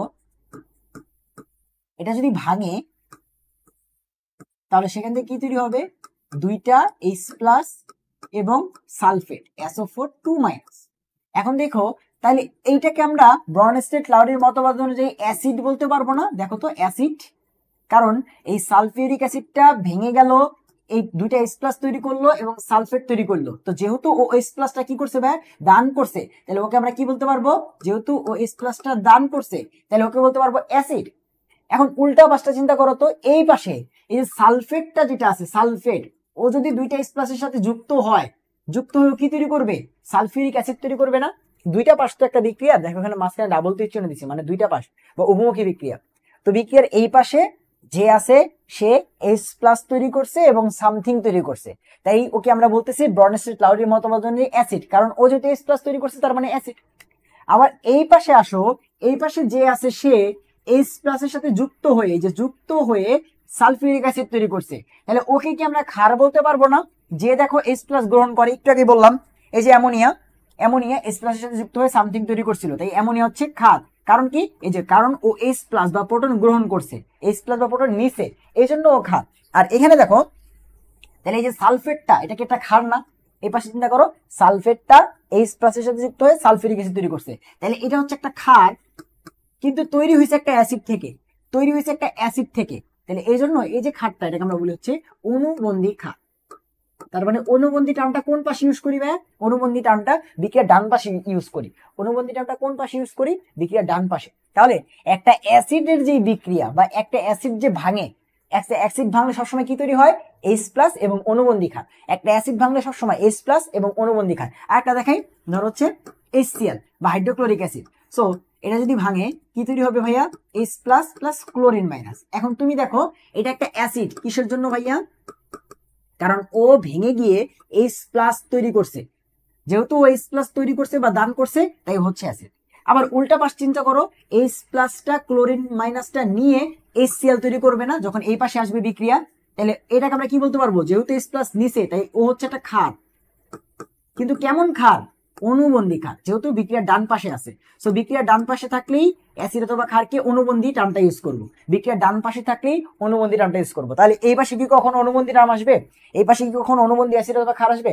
আসবে না। তাহলে একটা অ্যাসিড ভেঙে H প্লাস এবং এই অ্যাসিডের অনুবন্ধী ক্ষার তৈরি হয়। তাহলে আমরা HCl কে বলতে পারবো অ্যাসিড এবং ক্লোরিন মাইনাস কে বলতে পারবো HCl এর অনুবন্ধী ক্ষার। তার মানে একটা অ্যাসিডের থাকে অনুবন্ধী ক্ষার এবং একটা ক্ষারের থাকে অনুবন্ধী অ্যাসিড। একটা অ্যাসিড ভেঙে H প্লাস তৈরি হয় এবং এই অ্যাসিডের অনুবন্ধী ক্ষার তৈরি হয়। অ্যাসিড থেকে অ্যাসিড তৈরি হবে না, অ্যাসিড থেকে অনুবন্ধী ক্ষার, ক্ষার থেকে অনুবন্ধী অ্যাসিড। আবার সেম ভাবে ধরো, এবার আমরা যদি একটু ক্ষার দিয়ে দেখি, তাহলে কিরকম হবে? এই যে একটু আগে আমরা দেখলাম যে অ্যামোনিয়া একটা H প্লাসের সাথে যুক্ত হয়ে কি তৈরি করে? Ammonium ion. সো এইটা কি ভাইয়া? ক্ষার বা বেস। কিসের জন্য? কারণ হচ্ছে অ্যামোনিয়াটা H প্লাস নিল বা গ্রহণ করলো, করে সামথিং তৈরি করছে। সো এটা হচ্ছে একটা ক্ষার। কার মতবাদ? ব্রনস্টেড লাউরির মতবাদ, যে যেই বান্দা H প্লাস গ্রহণ করে বা H প্লাস নেয় বা প্রোটন নেয়, তাকে আমরা বলি হচ্ছে ক্ষার। তাহলে অ্যামোনিয়াটা যেহেতু H প্লাস নিছে, তাই হচ্ছে ক্ষার। এবার এই পাশ থেকে এই পাশে চিন্তা করো তো, অ্যামোনিয়াম আয়নটা যখন ভেঙে যায় তখন H প্লাস তৈরি হয় এবং অ্যামোনিয়া তৈরি হয়। তার মানে অ্যামোনিয়াম আয়নটা ভেঙে H প্লাস বা প্রোটন তৈরি হচ্ছে, তার মানে ও H প্লাস দান করে এবং সামথিং তৈরি করে। তাহলে যেহেতু ও এই অ্যামোনিয়া থেকে তৈরি হয়েছে বা ক্ষার থেকে তৈরি হয়েছে এবং অ্যাসিডের মতো আচরণ করতেছে, তাহলে ওকে আমরা অ্যাসিড বলতে পারবো, ঠিক আছে। বাট কি বলবো? যেহেতু ডান পাশে অনুবন্ধী অ্যাসিড। তাহলে দেখো, ক্ষার থেকে তৈরি হয় অনুবন্ধী অ্যাসিড আর অ্যাসিড থেকে তৈরি হয় অনুবন্ধী ক্ষার। আশা করি আর কোনোদিনই তোমাদের ব্যাস লাগবে না, বুঝতে পারছো? তাহলে দেখো, একটা অ্যাসিড থেকে H প্লাস সরায় দাও, যেটা পরে থাকবে সেটা অনুবন্ধী ক্ষার।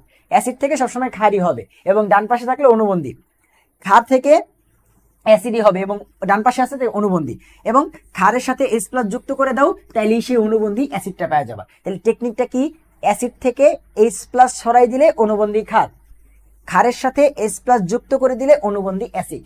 তাহলে তোমাকে আমি যদি বলি যে ভাইয়া HSO4 মাইনাস, এই যে যৌগটা আছে, এই যৌগটার অনুবন্ধী ক্ষার বের কর।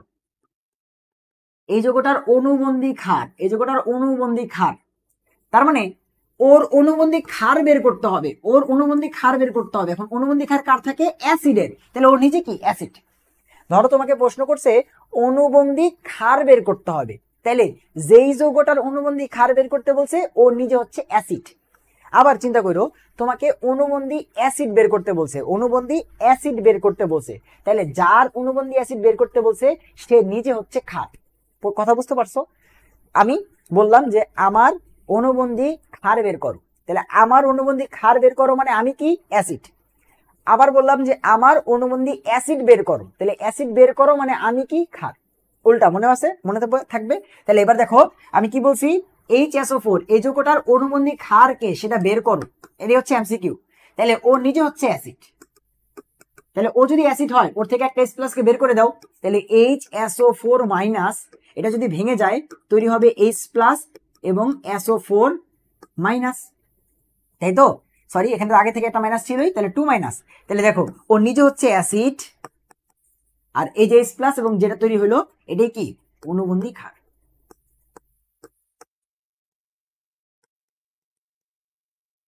বুঝতে পারছি? আরো একটা প্র্যাকটিস করি। আমাকে বললো যে পানি H2O এর অনুবন্ধী, পানি অথবা H2O এর অনুবন্ধী অ্যাসিড বের কর। পানির কি বের করতে বলছি? অনুবন্ধী অ্যাসিড, তাহলে পানি হচ্ছে ক্ষার। পানির অনুবন্ধী অ্যাসিড বের করতে বলছে মানে পানি হচ্ছে ক্ষার, তাহলে পানি আমাদের কি বেস বা ক্ষার। তাহলে একটা ক্ষার যদি ভেঙে যায় H2O কি তৈরি হয় ভাইয়া? H2O ভেঙে গিয়ে H plus plus OH minus. দেখো আচ্ছা উল্টা লিখছি না এখানে, ক্ষার কি করে H প্লাস নেয়, তাই তো, ক্ষার হচ্ছে H প্লাস নেয়, উল্টা লিখে ফেলছি সরি। দেখো পানি তো ক্ষার, তাহলে পানি কি বলছে? দেখো বলছে পানির অনুবন্ধী অ্যাসিড বের করো, পানির অনুবন্ধী অ্যাসিড, তাহলে পানি নিজে হচ্ছে ক্ষার। ক্ষার কি করে H প্লাস নেয়, তাহলে H2O একটা H প্লাস নিবে, তাই তো ক্ষার, তাহলে পানি হচ্ছে ক্ষার। দেখো H প্লাস নিল, নিয়ে কি তৈরি করবে? H3O প্লাস বা হাইড্রোনিয়াম আয়ন। উল্টাটা চিন্তা করো, যখন এই পাশ থেকে এখানে আসবা তখন হাইড্রোনিয়াম আয়ন ভেঙে H প্লাস তৈরি হবে এবং পানি তৈরি হবে, তাহলে ও কি অ্যাসিড না? এবং যেহেতু ডান পাশে আছে তার মানে কি অনুবন্ধী অ্যাসিড। বুঝতে পারছি? আরো কিছু প্র্যাকটিস করবো, কারণ হচ্ছে এই যে তোমরা এইগুলোই বের করতে পারো না। যে প্রথম কথা হচ্ছে অনুবন্ধী অ্যাসিড এবং ক্ষার, এটাতে অনেক প্যাস লাগে। অনুবন্ধী অ্যাসিড ক্ষার থাকবে ডান পাশে, অনুবন্ধী অ্যাসিড ক্ষার থাকবে ডান পাশে। তুমি একটা অ্যাসিডকে নিয়ে কাজ করলে তার থেকে অনুবন্ধী ক্ষার পাবা, তুমি একটা ক্ষারকে নিয়ে কাজ করলে তার থেকে অনুবন্ধী অ্যাসিড পাবা, সোজা বাংলা হিসাব। এখন ক্ষার কি করে? ক্ষার হচ্ছে H প্লাস নেয়, অ্যাসিড কি করে H প্লাস ছাড়ে, তাহলে ওই কাজটা করলেই তুমি ওই পাশে পেয়ে যাবে অনুবন্ধীটাকে। তুমি যদি অ্যাসিডকে ভাঙো তাহলে ওই পাশে অনুবন্ধী ক্ষার পেয়ে যাবা, তুমি যদি ক্ষারকে ভাঙো ওই পাশে অনুবন্ধী অ্যাসিড পেয়ে যাবা। ঠিক আছে, তাহলে আরো একটা প্র্যাকটিস করি। দেখো দেখো বললাম যে কার্বনিক অ্যাসিড H3CO2, H3CO2 বা কার্বনিক অ্যাসিড এর, এটা তো অ্যাসিড তুমি জানোই অলরেডি, বা আমি তোমাকে বললাম H2CO3 এই যৌগটার অনুবন্ধী ক্ষার বের করো। কি বের করতে বলছি? অনুবন্ধী ক্ষার। অনুবন্ধী ক্ষার বের করতে বলছি মানে ওই যৌগটা হচ্ছে অ্যাসিড। এখন অ্যাসিড কি করে? H2CO3 এটা যদি ভেঙে যায় তাহলে একটা H প্লাস ছাড়বে এবং HCO3 থাইকা যাবে মাইনাস, যেহেতু H প্লাস বের হয়ে গেছে, বাকি এখান থেকে একটা হাইড্রোজেন আছে HCO3 আছে, এবং যেহেতু একটা H প্লাস বের হয়ে গেছে যৌগটা হয়ে গেছে মাইনাস। তাহলে এই যে HCO3 মাইনাসটা রইলো, এখান থেকে উল্টা চিন্তা করো, HCO3 মাইনাস আর H প্লাস মিলে আবার কার্বনিক অ্যাসিড তৈরি করবে না? সো অ্যাসিড ভেঙে যেটা তৈরি হইলো এটা একটা ক্ষার, কিন্তু যেহেতু ডান পাশে আছে কেমন ক্ষার? অনুবন্ধী ক্ষার। তাহলে এই যে এরকম প্রশ্ন কিন্তু পরীক্ষাতে আসবে, এবং অনুবন্ধী অ্যাসিড এবং ক্ষারের প্রশ্ন অলরেডি ডিউ রিটেনে আসছে। অনুবন্ধী অ্যাসিড এবং ক্ষারের প্রশ্ন অলরেডি ডিউ রিটেনে আসছে। তাহলে সংজ্ঞায় তুমি কি লিখবা? সংজ্ঞায় তুমি লিখবা একটা অ্যাসিড ভেঙে H প্লাস এবং অনুবন্ধী ক্ষার তৈরি হয়, একটা ক্ষার ভেঙে এই তোমার একটা ক্ষারের সাথে H প্লাস যুক্ত হয়ে অনুবন্ধী অ্যাসিড তৈরি হয়, একটা অ্যাসিড ভেঙে H প্লাস এবং অনুবন্ধী ক্ষার তৈরি হয়, এবং একটা ক্ষার H প্লাস এর সাথে যুক্ত হয়ে অনুবন্ধী অ্যাসিড তৈরি করে। ঠিক আছে, বা উল্টাটা তুমি বলতে পারো যে দেখো একটা তোমার কি হয়, তুমি যদি একটা অ্যাসিড থেকে H প্লাস সরায় নাও, একটা অ্যাসিড থেকে H প্লাস সরায় নাও, তাহলে এই যে ক্লোরিন মাইনাসটা পড়ে আছে এটাই কি অনুবন্ধী ক্ষার। আবার একটা ক্ষারের সাথে যদি H প্লাস যুক্ত করো তাহলে যা আসে সেটাই অনুবন্ধী অ্যাসিড। তাহলে অ্যাসিড থেকে H প্লাস সরাই নিলে, একটা অ্যাসিড থেকে একটা H প্লাস বা প্রোটন সরাই নিলে যা পড়ে থাকে সেটাই অনুবন্ধী ক্ষার। অ্যাসিডের কি থাকে? অনুবন্ধী ক্ষার। ক্ষারের কি থাকে? অনুবন্ধী অ্যাসিড। ঠিক আছে, তাহলে আমরা ক্লিয়ার করি। প্রথমে আসো কি বলতেছি যে অনুবন্ধী অ্যাসিডের সংজ্ঞা, এটা অলরেডি ডিউতে আসছে আমাদের সময় 22-23 সালে। কি প্রশ্ন? অনুবন্ধী অ্যাসিড কাকে বলে? তুমি বলবা যে একটা কি বলছে অনুবন্ধী অ্যাসিড কাকে বলে, তাহলে কার থেকে পাওয়া যাবে? ক্ষার থেকে। তাহলে তুমি বলবা একটা ক্ষারের সাথে H প্লাস যুক্ত হইলে যেই অ্যাসিডটা পাওয়া যায় সেটা অনুবন্ধী অ্যাসিড। এবার অনুবন্ধী ক্ষার কাকে বলে? একটা অ্যাসিড থেকে H প্লাস বের করে নিলে, একটা H প্লাস সরাই নিলে, একটা প্রোটন সরাই নিলে যা পড়ে থাকে সেটাই হচ্ছে অনুবন্ধী ক্ষার। কথা ক্লিয়ার? তাহলে এরকম প্রশ্ন আসছে, তাহলে চলো আমরা প্রশ্নটা সলভ করে আসি যে অনুবন্ধী অ্যাসিড এবং ক্ষারের যে প্রশ্ন সেটা আমরা সলভ করতে পারবো কিনা, দেখি কি কঠিন প্রশ্ন পরীক্ষাগুলোতে আসে। দেখো সবকিছু নিয়ে আসছে আজকে। সো অনুবন্ধী অ্যাসিড এবং ক্ষার এর একটা প্রশ্ন এমসিকিউতে আসছে, প্লাস রিটেনও তো আসছে। ঠিক আছে, দেখো কি বলতেছে, বলছে অনুবন্ধী অ্যাসিড এবং ক্ষার, অনুবন্ধী অ্যাসিড এবং অনুবন্ধী ক্ষার কি, উদাহরণ সহ ব্যাখ্যা করো। উদাহরণ দিতে বলছে, তাহলে চলো লিখি। প্রথমে আসো 1 নম্বর প্রশ্নে অ্যান্সার করতেছি যে অনুবন্ধী অ্যাসিড সংজ্ঞা দিতে বলছে। সো অনুবন্ধী অ্যাসিড কার থেকে পাওয়া যাবে, ক্ষার থেকে, তাই তো? তাহলে তুমি বলবা যে একটি ক্ষারের সাথে একটি H প্লাস অথবা ব্র্যাকেটে লিখবা প্রোটন যুক্ত হয়ে যে অ্যাসিডটি তৈরি করে, অ্যাসিডটি তৈরি করে তাকে ওই ক্ষারটার অনুবন্ধী অ্যাসিড বলা হয়। তাকে ওই যে যেই ক্ষার নিয়ে তুমি কাজ করতেছো সেই ক্ষারের অনুবন্ধী অ্যাসিড বলা হয়। এবার উদাহরণ দিতে বলছে না, উদাহরণ দাও। একটা ক্ষার নাও, যেমন নিলাম অ্যামোনিয়া, তার সাথে H প্লাস যুক্ত করে দাও, তাহলে যে যা পাইলাম সেটাই হচ্ছে অনুবন্ধী অ্যাসিড। তাহলে এটা হচ্ছে নিজে ক্ষার, ওর থেকে পাওয়া গেল অনুবন্ধী অ্যাসিড। শেষ। এবার সেম ভাবে আসো, অনুবন্ধী ক্ষার কাকে বলে? অনুবন্ধী ক্ষার, এখন যেহেতু অনুবন্ধী ক্ষার কার থেকে পাবো, অ্যাসিড থেকে, লেখো একটি অ্যাসিড থেকে একটি H প্লাস, দেখো ক্ষারের সাথে যুক্ত হয়েছিল আর অ্যাসিড থেকে কি H প্লাস বের হয়, তো একটা অ্যাসিড থেকে H প্লাস বা প্রোটন বের হয়ে যেই ক্ষারটি তৈরি করে তাকে ওই অ্যাসিডের অনুবন্ধী ক্ষার বলে। অনুবন্ধী ক্ষার বলে। তাহলে বুঝতে পারছো? এখন উদাহরণ দিয়ে দাও। যেমন ধরো হচ্ছে কি দিতে পারি আমরা, নাইট্রিক অ্যাসিড। নাইট্রিক অ্যাসিড ভেঙে গেলে কি তৈরি হবে, H plus plus nitrate NO3 minus. তাহলে ও হচ্ছে অ্যাসিড আর ওর থেকে যে H প্লাস বের হওয়ার পরে কি পড়ে থাকলো, নাইট্রেট। তাহলে এটা হচ্ছে অনুবন্ধী ক্ষার। অনুবন্ধী। সো আশা করি অনুবন্ধী অ্যাসিড এবং ক্ষারের যে টপিকটা সেটা তোমাদের পুরোপুরি ক্লিয়ার হয়েছে। ঠিক আছে, ওকে ফাইন। তাহলে আমরা হচ্ছে পরের টপিকে এবার যাইতে পারি। তাহলে ব্রনস্টেড লাউরির মতবাদ থেকে মূলত কি আসছে, অনুবন্ধী অ্যাসিড এবং ক্ষারের কনসেপ্টটা আসছে। সো আমাদের লাস্ট মতবাদ সেটা হচ্ছে লুইসের মতবাদ। লাস্ট মতবাদটা কি, লুইসের মতবাদ। সো লুইস কি বলছে, লুইসের মতবাদ অনুসারে অ্যাসিড কারা ভাইয়া, লুইসের মতবাদটা হচ্ছে ইলেকট্রন নিয়ে। ঠিক আছে, এই জন্য এটাকে ইলেকট্রনের মতবাদ বলা হয় বা ইলেকট্রনীয় মতবাদ বলা হয়। যেমন ব্রনস্টেড লাউরিটাকে কি বলছিলাম, ব্রনস্টেড লাউরিটাকে বলছিলাম প্রোটনীয় মতবাদ, যে শুধু বলছে যে যারা প্রোটন দান করে তারা অ্যাসিড, যারা প্রোটন গ্রহণ করে তারা ক্ষার। সেম ভাবে ইলেকট্রনের ক্ষেত্রে আবার উল্টা, দেখো প্রোটন আর ইলেকট্রন কি একে অপরের উল্টা না? তাহলে ব্রনস্টেড লাউরি বলছিল যারা H প্লাস দান করে তারা হচ্ছে অ্যাসিড, এবং এখানে মনে রাখবা লুইসের মতবাদ অনুসারে ইলেকট্রন, যারা ইলেকট্রন গ্রহণ করে তারা অ্যাসিড। এখন কেমন ইলেকট্রন ভাই, কেমন ইলেকট্রন, লোন পেয়ার, যেন তেন ইলেকট্রন না, লোন পেয়ার ইলেকট্রন। তাহলে বলতে হবে যে যারা লোন পেয়ার ইলেকট্রন গ্রহণ করে তারা হচ্ছে অ্যাসিড, আর যারা দান করে তারা ক্ষার। লোন পেয়ার ইলেকট্রন যারা দান করে তারাই মূলত কি, বেস। এখন উদাহরণে আসো, যেমন ধরো হচ্ছে অ্যামোনিয়া, নাইট্রোজেন লাস্টে 5টা ইলেকট্রন আছে, 3টা হাইড্রোজেনের সাথে আর 2টা ইলেকট্রন হচ্ছে আমাদের সেই লোন পেয়ার, তাই তো? তাহলে এই হচ্ছে আমাদের লোন পেয়ারটা।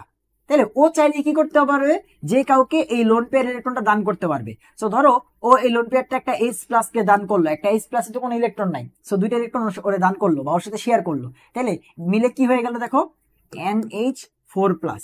তাহলে এখানে আসো, অ্যামোনিয়াটা লোন পেয়ার ইলেকট্রনটা শেয়ার করছে বা দান করছে, তাহলে যেহেতু অ্যামোনিয়া লোন পেয়ার ইলেকট্রন দান করছে, তাহলে লুইসের মতবাদ অনুযায়ী অ্যামোনিয়া কি একটা ক্ষার। বুঝতে পারছো লুইসের মতবাদ? যারা লন পেয়ার গ্রহণ করে তারা অ্যাসিড, যারা দান করে বা শেয়ার করে তারা হচ্ছে ক্ষার। তাহলে লুইসের মতবাদ অনুযায়ী যাদের লন পেয়ার আছে তারা হচ্ছে ক্ষার, যেমন অ্যামোনিয়া, তারপর হচ্ছে পানি, কারণ পানিতে কি আছে, দুটো লন পেয়ার আছে, সেটা হচ্ছে একটা কি তোমার এই ক্ষার। ঠিক আছে, সো লুইসের মতবাদ অনুযায়ী পানি কি, পানি হচ্ছে ক্ষার। লুইসের মতবাদ অনুযায়ী পানি কি, পানি হচ্ছে ক্ষার। এবার আসে অ্যাসিড। অ্যাসিড কারা? যেমন ধরো BF3, এটা একটা লুইস অ্যাসিড। প্রশ্ন হচ্ছে যে ভাই ও কেন গিয়ে লন পেয়ার ইলেকট্রন নিতে যাবে? আর কি বলছি, যারা লন পেয়ার ইলেকট্রন গ্রহণ করে বা নেয় তারা হচ্ছে অ্যাসিড। তাহলে BF3টাই কেন হচ্ছে লন পেয়ার ইলেকট্রন নিবে? তার জন্য তুমি একটু BF3 যদি স্ট্রাকচার দেখো, বোরনের লাস্ট ইলেকট্রন হচ্ছে 3টা, বোরনের লাস্ট ইলেকট্রন হচ্ছে 3টা, এবং 3 হাতে 3টা ফ্লোরিন আছে। তাইলে ফ্লোরিন গুলোর তো 8টা করে ইলেকট্রন হয়েছে, বোরনের কয়টা হয়েছে দেখো তো, প্রতি দাগে 2টা করে না, দেখো 2টা 2টা 2টা, তাহলে বোরনের ইলেকট্রন হয়েছে 6টা। একটা যৌগ গঠন করার পরে বোরনের ইলেকট্রন হয়েছে 6টা। এখন তুমি বলো ওরা যৌগ গঠন করে কিসের জন্য? অষ্টক বানানোর জন্য বা 8টা ইলেকট্রন বানানোর জন্য, বাট ওর ইলেকট্রন হয়েছে BF3 তে 6টা। তার মানে BF3 যৌগ গঠন করার পরেও বোরনের 6টা ইলেকট্রন হয়েছে, আরো 2টা ইলেকট্রন দরকার। তখন কি করবে, ওই যে অ্যামোনিয়া, পানি, যাদের লন পেয়ার আছে তাদেরকে বলবো আমার একটা লন পেয়ার শেয়ার করো না, তখন এই যে BF3 কি করবে, এই যে BF3 ওই যে অ্যামোনিয়া থেকে লন পেয়ারটা কি করবে, 2টা ইলেকট্রন শেয়ারে নিবে। তাহলে এই যে বোরন, এই বোরনের 8টা ইলেকট্রন হবে, তাহলে এই যে এরকম যৌগ হবে। তাহলে যেহেতু অ্যামোনিয়া দান করছে, আমরা কি বলছি, যারা লোন পেয়ার দান করে তারা ক্ষার, আর BF3 গ্রহণ করছে, তাই BF3 হচ্ছে অ্যাসিড। এবং কার মতবাদ অনুযায়ী BF3 অ্যাসিড? লুইসের। আর কারো মতবাদ অনুযায়ী কি অ্যাসিড হওয়া সম্ভব? এর মধ্যে কি কোনো H+ আছে যে দান করবে? অ্যাসিড মানে কি H+ দান করে, তাই তো? তাহলে BF3 এটা অ্যাসিড শুধুমাত্র কার মতবাদ অনুসারে? লুইসের মতবাদ। সো লুইসের যে মতবাদ অনুযায়ী অ্যাসিড কারা কারা? লুইসের মতবাদ অনুসারী কিছু ইউনিক অ্যাসিড আছে, এটা হচ্ছে BF3। তারপরে দেখবা অ্যালুমিনিয়াম ক্লোরাইড, এটার মধ্যে অষ্টক সংকোচন আছে, এটার মধ্যে 8টার থেকে ইলেকট্রন কম আছে। দেখো এখানে অ্যালুমিনিয়াম, তাই তো, লাস্ট ইলেকট্রন কয়টা ভাইয়া? 3টা। তাহলে 3টা ক্লোরিনের সাথে শেয়ার হয়েছে, তাহলে অ্যালুমিনিয়াম ইলেকট্রন কয়টা হয়েছে ভাইয়া? 6টা। তাহলে অষ্টক সংকোচন আছে নাকি নাই? আছে। তাহলে আরো 2টা ইলেকট্রন দরকার। তখন ওই যে ওরা কি করে মনে আছে, 3 নাম্বার চ্যাপ্টারে ছিল না যে অ্যালুমিনিয়াম ক্লোরাইড ডাইমার গঠন করে, Al2Cl6 গঠন করে। কিসের জন্য করে? ওই যে ওদের 6টা ইলেকট্রন, তাহলে তখন ওরা কি করে, দুইজন মিলে ক্লোরিন থেকে 2টা করে লোন পেয়ার নিয়ে তোমার কি করে 8টা ইলেকট্রন বানায় তোমার কি করে, দুজন একসাথে মিলে 2টা অ্যালুমিনিয়াম ক্লোরাইড একসাথে মিলে কি হয়, Al2Cl6 গঠন করে বা ডাইমার গঠন করে। এরকম প্রশ্ন তোমাদের ছিল না মৌলের পর্যায়বৃত্ত ধর্ম চ্যাপ্টারে, যে অ্যালুমিনিয়াম ক্লোরাইড ডাইমার গঠন করে? তাহলে এই যে অ্যালুমিনিয়াম ক্লোরাইড, এর মধ্যে অষ্টক সংকোচন আছে, তার মানে যেসব যৌগে 8টার থেকে কম ইলেকট্রন আছে তারা লুইস অ্যাসিড, কারণ ওদের ইলেকট্রন দরকার, ওরা ইলেকট্রন নিবে, যারা ইলেকট্রন নিবে তারা হচ্ছে অ্যাসিড।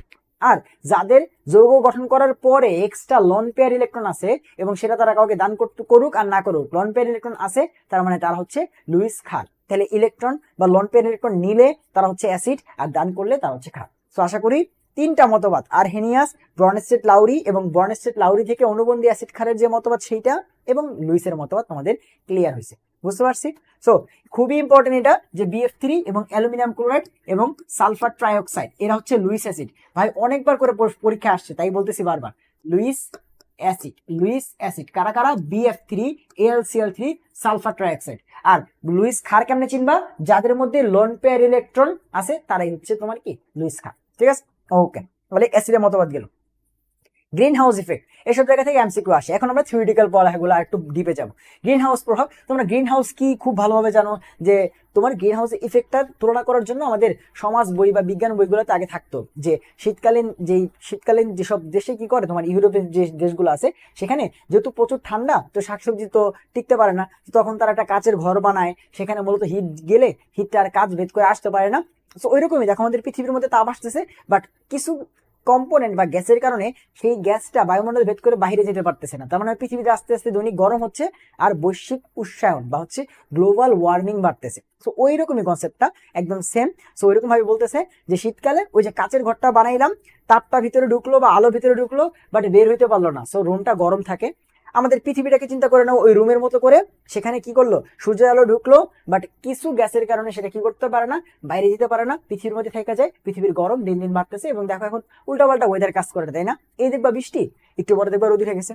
ঠিক আছে। তো অনেকক্ষণ একটা না পড়াইছি, দেখি তোমার কেউ ক্লাসে আসবে কিনা ভাইয়া, কারো কোনো প্রশ্ন থাকলে জিজ্ঞাসা করতে পারো।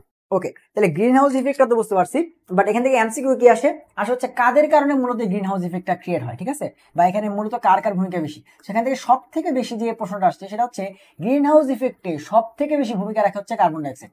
গ্রিন হাউস ইফেক্টে সব থেকে বেশি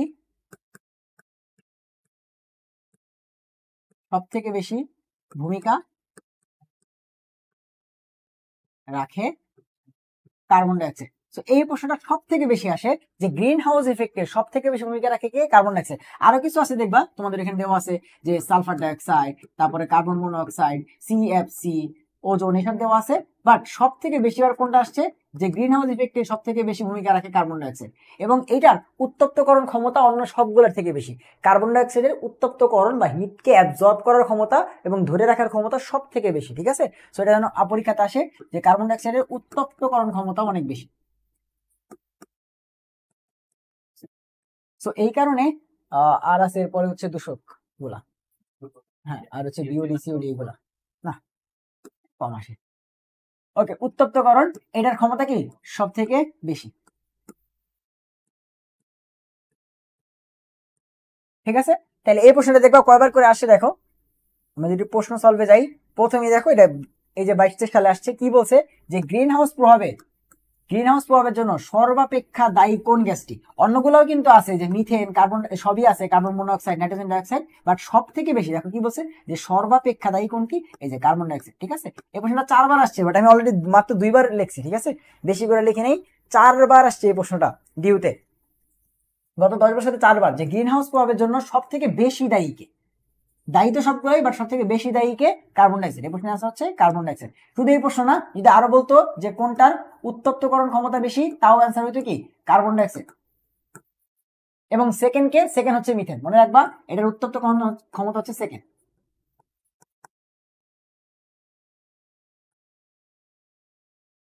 আমাদের সময় বুয়েট পিডিতে এই প্রশ্নটা আসছিল যে কোনটা হচ্ছে গ্রিন হাউস ইফেক্টের জন্য সব থেকে বেশি দায়ী, অ্যান্সার হচ্ছে কার্বন ডাইঅক্সাইড, ঠিক আছে। সো এই থিওরিটিক্যাল পার্টটা তোমাদের হচ্ছে পড়তে হবে।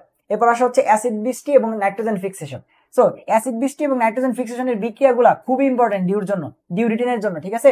অ্যাসিড বৃষ্টি এবং নাইট্রোজেন ফিক্সেশনের বিক্রিয়াগুলা তোমার ডিউ রিটেনের জন্য খুব ইম্পর্টেন্ট। আচ্ছা, সো অ্যাসিড বৃষ্টির বিক্রিয়াগুলো আমরা একটু লিখি, আর নাইট্রোজেন ফিক্সেশনের বিক্রিয়াগুলো একটু দেখো। সো অ্যাসিড বৃষ্টির মধ্যে কারা কোন কোন ইগুলা কাজ করে, এটা ভাই এমসিকিউতে আসে, ঠিক আছে। মনে রাখবা সালফার ট্রাইঅক্সাইড, নাইট্রোজেন ডাইঅক্সাইড এবং ডাইনাইট্রোজেন পেন্টাঅক্সাইড, এই গ্যাসগুলা মূলত অ্যাসিড বৃষ্টির কারণে দায়ী, ঠিক আছে। সো আসে যে অ্যাসিড বৃষ্টির জন্য কোনটি দায়ী, মনে রাখবা সালফার ট্রাইঅক্সাইড, নাইট্রোজেন ডাইঅক্সাইড এবং N2O5 বা ডাইনাইট্রোজেন পেন্টাঅক্সাইড। সো বিক্রিয়াগুলা কি, বিক্রিয়াগুলো খুবই সিম্পল। তোমার হচ্ছে সালফার ট্রাইঅক্সাইড যদি তোমার হচ্ছে অক্সিজেনের সাথে বিক্রিয়া করে, তাহলে সেখান থেকে তৈরি হবে সালফার ট্রাইঅক্সাইড। দেন সেই সালফার ট্রাইঅক্সাইড অক্সিজেন প্লাস জলীয় বাষ্পের সাথে বিক্রিয়া করে তোমার হচ্ছে সালফিউরাস অ্যাসিড H2SO3 তৈরি করে। এই H2SO3 এটা অ্যাসিড বৃষ্টিতে ভূমিকা রাখে, এবং সেইটা আরেক স্টেপ বিক্রিয়া করে তোমার সালফিউরিক অ্যাসিড তৈরি করে। সো এই বিক্রিয়াগুলো কিন্তু ডিউতে চলে আসতে পারে, যে অ্যাসিড বৃষ্টির বিক্রিয়াগুলো লেখো, ঠিক আছে। এই একটা প্রশ্ন। সো খুবই সিম্পল বিক্রিয়া। আর আরেকটা হচ্ছে তোমার নাইট্রোজেন ডাইঅক্সাইড, এটা তোমার হচ্ছে অক্সিজেনের সাথে বিক্রিয়া করে তোমার হচ্ছে N2O5 তৈরি করে, ওজনের সাথে বিক্রিয়া করে, নট এই তোমার অক্সিজেন, এটা ওজনের সাথে বিক্রিয়া করে তোমার হচ্ছে N2O5 তৈরি করে। এবং এই যে N2O5 বা ডাইনাইট্রোজেন পেন্টাঅক্সাইড, এইটা তোমার হচ্ছে জলীয় বাষ্পের সাথে বিক্রিয়া করে নাইট্রিক অ্যাসিড তৈরি করে, এবং সেই নাইট্রিক অ্যাসিডের কারণে মূলত কি হয়, অ্যাসিড বৃষ্টি হয়। সো এই দুটা বিক্রিয়া কিন্তু পরীক্ষাতে আসে, যে অ্যাসিড বৃষ্টির জন্য মূলত সালফিউরাস অ্যাসিড, সালফিউরিক অ্যাসিড এবং নাইট্রিক অ্যাসিড তৈরির যে বিক্রিয়াগুলা, এই দুইটা বিক্রিয়া তোমরা একটু পড়ে রেখো, অ্যাসিড বৃষ্টির বিক্রিয়া। এবং দায়ী কারা কারা, sulphur dioxide, sulphur trioxide, N2O5 এবং হচ্ছে NO2, এটা যেন মনে থাকে। এবং 3টা acid, sulphurous acid, sulphuric acid এবং নাইট্রিক অ্যাসিড। সো এই কার্বনিক অ্যাসিড এগুলো অপশনে দিয়ে দিবেন, যে এটা কি অ্যাসিড বৃষ্টির জন্য দায়ী কিনা, অ্যান্সার হচ্ছে না, ঠিক আছে। এইসব অ্যাসিড কিন্তু দিবে, মনে রাখবা যে এই 3টা অ্যাসিডই কিন্তু হবে। এবার আসলে নাইট্রোজেন ফিক্সেশন, বা নাইট্রোজেন ফিক্সেশন 3টা ভাবে হইতে পারে। একটা হচ্ছে প্রাকৃতিক ভাবে, ন্যাচারালি। আরেকটা হচ্ছে তোমার বাণিজ্যিক ভাবে আমরা তৈরি করতে পারি, যেটা বিক্রিয়া ছিল না, যে নাইট্রোজেন এবং হাইড্রোজেন মিলে অ্যামোনিয়া তৈরি হয়, সেখানে আমরা নাইট্রোজেন ফিক্সেশন করতে পারি। এবং আরেকটা হচ্ছে তোমার বায়োলজিক্যাল, মনে রাখবা এই তিনটার মধ্যে সব থেকে বেশি নাইট্রোজেন ফিক্সেশন হয় বায়োলজিক্যাল ভাবে, অর্থাৎ বিভিন্ন উদ্ভিদ আছে তোমার অ্যালগি, তারপর হচ্ছে মটরশুটির মূলে থাকে, এরকম বিভিন্ন অ্যালগি সিম্বায়োটিক জীবাণুগুলোর মাধ্যমে ইউজ করে তারা মূলত নাইট্রোজেন গুলাকে সংবন্ধন করে বা নাইট্রোজেন ফিক্সেশন করে। বাট আমাদের প্রশ্ন পড়তে হবে সেটা হচ্ছে তোমার প্রাকৃতিক ভাবে কিভাবে নাইট্রোজেন ফিক্সেশন হয়, প্রাকৃতিক ভাবে মনে রেখো, ঠিক আছে। সো প্রাকৃতিক ভাবে কিভাবে নাইট্রোজেন ফিক্সেশন হয়, প্রথমত যখন বজ্রপাত হয়, তাই না, বৃষ্টির সময় বজ্রপাত হয় না, সেই বজ্রপাত যখন হয় তখন বাতাসের নাইট্রোজেন অক্সিজেনের সাথে যুক্ত হয়ে, দেখো কখন, যখন বিদ্যুৎ ক্ষরণ হয়।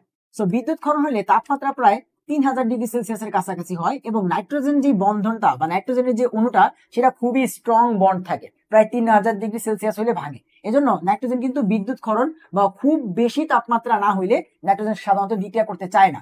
খুবই তোমার হচ্ছে ইসের পরে, নিষ্ক্রিয় গ্যাসের পরে সব থেকে নিষ্ক্রিয় মৌল হচ্ছে নাইট্রোজেন, যে অণুটা আছে সেটা, ঠিক আছে। নিষ্ক্রিয় গ্যাসের পরে সব থেকে বেশি নিষ্ক্রিয় হচ্ছে নাইট্রোজেন, বিক্রিয়া করতেই যায় না। বাট যখন বিদ্যুৎ ক্ষরণ হয় তখন হিউজ একটা টেম্পারেচার ক্রিয়েট হয়, প্রায় 3000 ডিগ্রি সেলসিয়াসের কাছাকাছি। তখন নাইট্রোজেন অক্সিজেনের সাথে বিক্রিয়া করে কি করে ভাই, এই তোমার হচ্ছে নাইট্রোজেন ডাইঅক্সাইড তৈরি করে।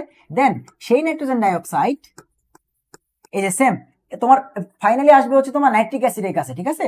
নাইট্রোজেন ফিক্সেশনের এই যে প্রাকৃতিক উপায় আলটিমেটলি আসবে নাইট্রোজেন ফিক্সেশনের কাছে। সো দেখো যখনই হচ্ছে নাইট্রোজেন ডাইঅক্সাইড পেয়ে গেছি তখন সেটা ওজনের সাথে বিক্রিয়া করবে, করে ডাইনাইট্রোজেন পেন্টাঅক্সাইড তৈরি করবে এবং সেই ডাইনাইট্রোজেন পেন্টাঅক্সাইড বাতাসের জলীয় বাষ্প এর সাথে বিক্রিয়া করে নাইট্রিক অ্যাসিড তৈরি করবে। এই যে নাইট্রিক অ্যাসিড, এখান থেকে মূলত উদ্ভিদ নাইট্রেট আয়নটা মূলের মাধ্যমে শোষণ করে। এই যে নাইট্রেট আয়নটা আছে এটাই মূলত হচ্ছে উদ্ভিদ মূলের মাধ্যমে শোষণ করে।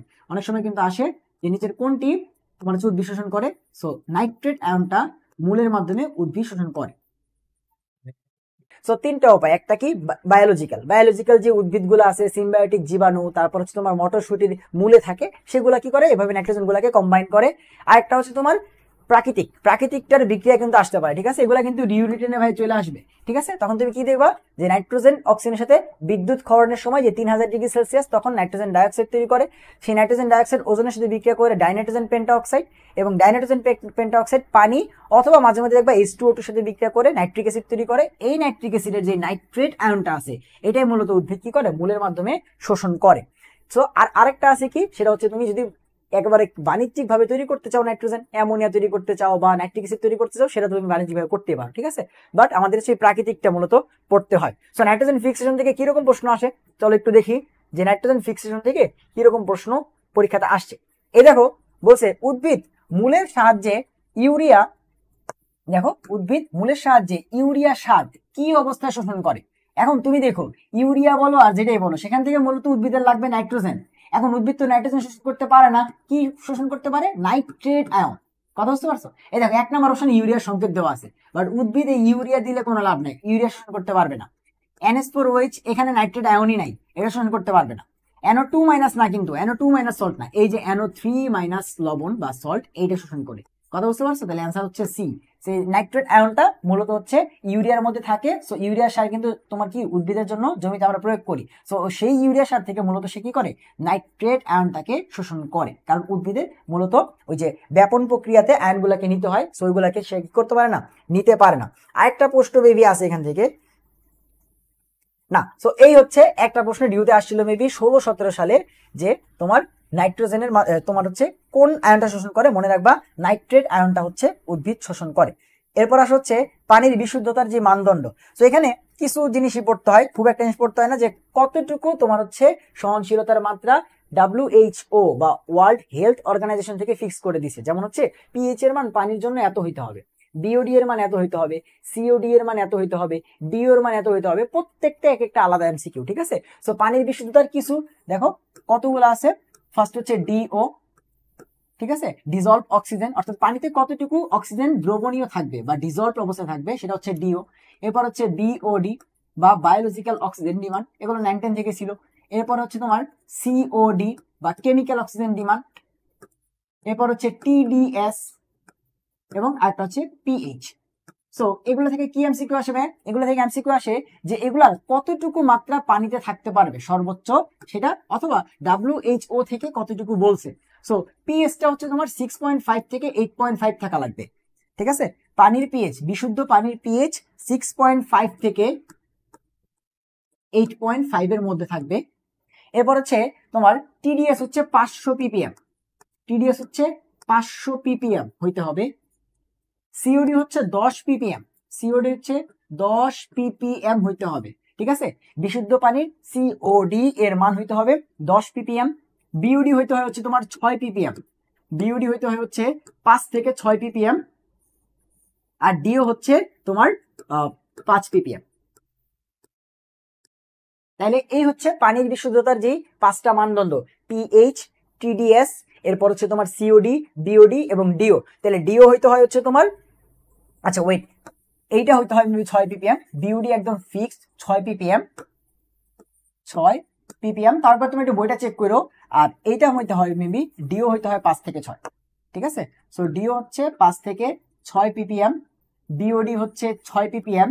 এবং আমরা জানি বিওডি থেকে সিওডি বেশি লাগে, তাই তো। এটা হচ্ছে কেমিক্যাল অক্সিজেন ডিমান্ড, অর্থাৎ কেমিক্যালি কতটুকু অক্সিজেন লাগবে, এবং সেটা হচ্ছে এটা থেকে বেশি হয় বিওডি থেকে, সেটা হচ্ছে 10।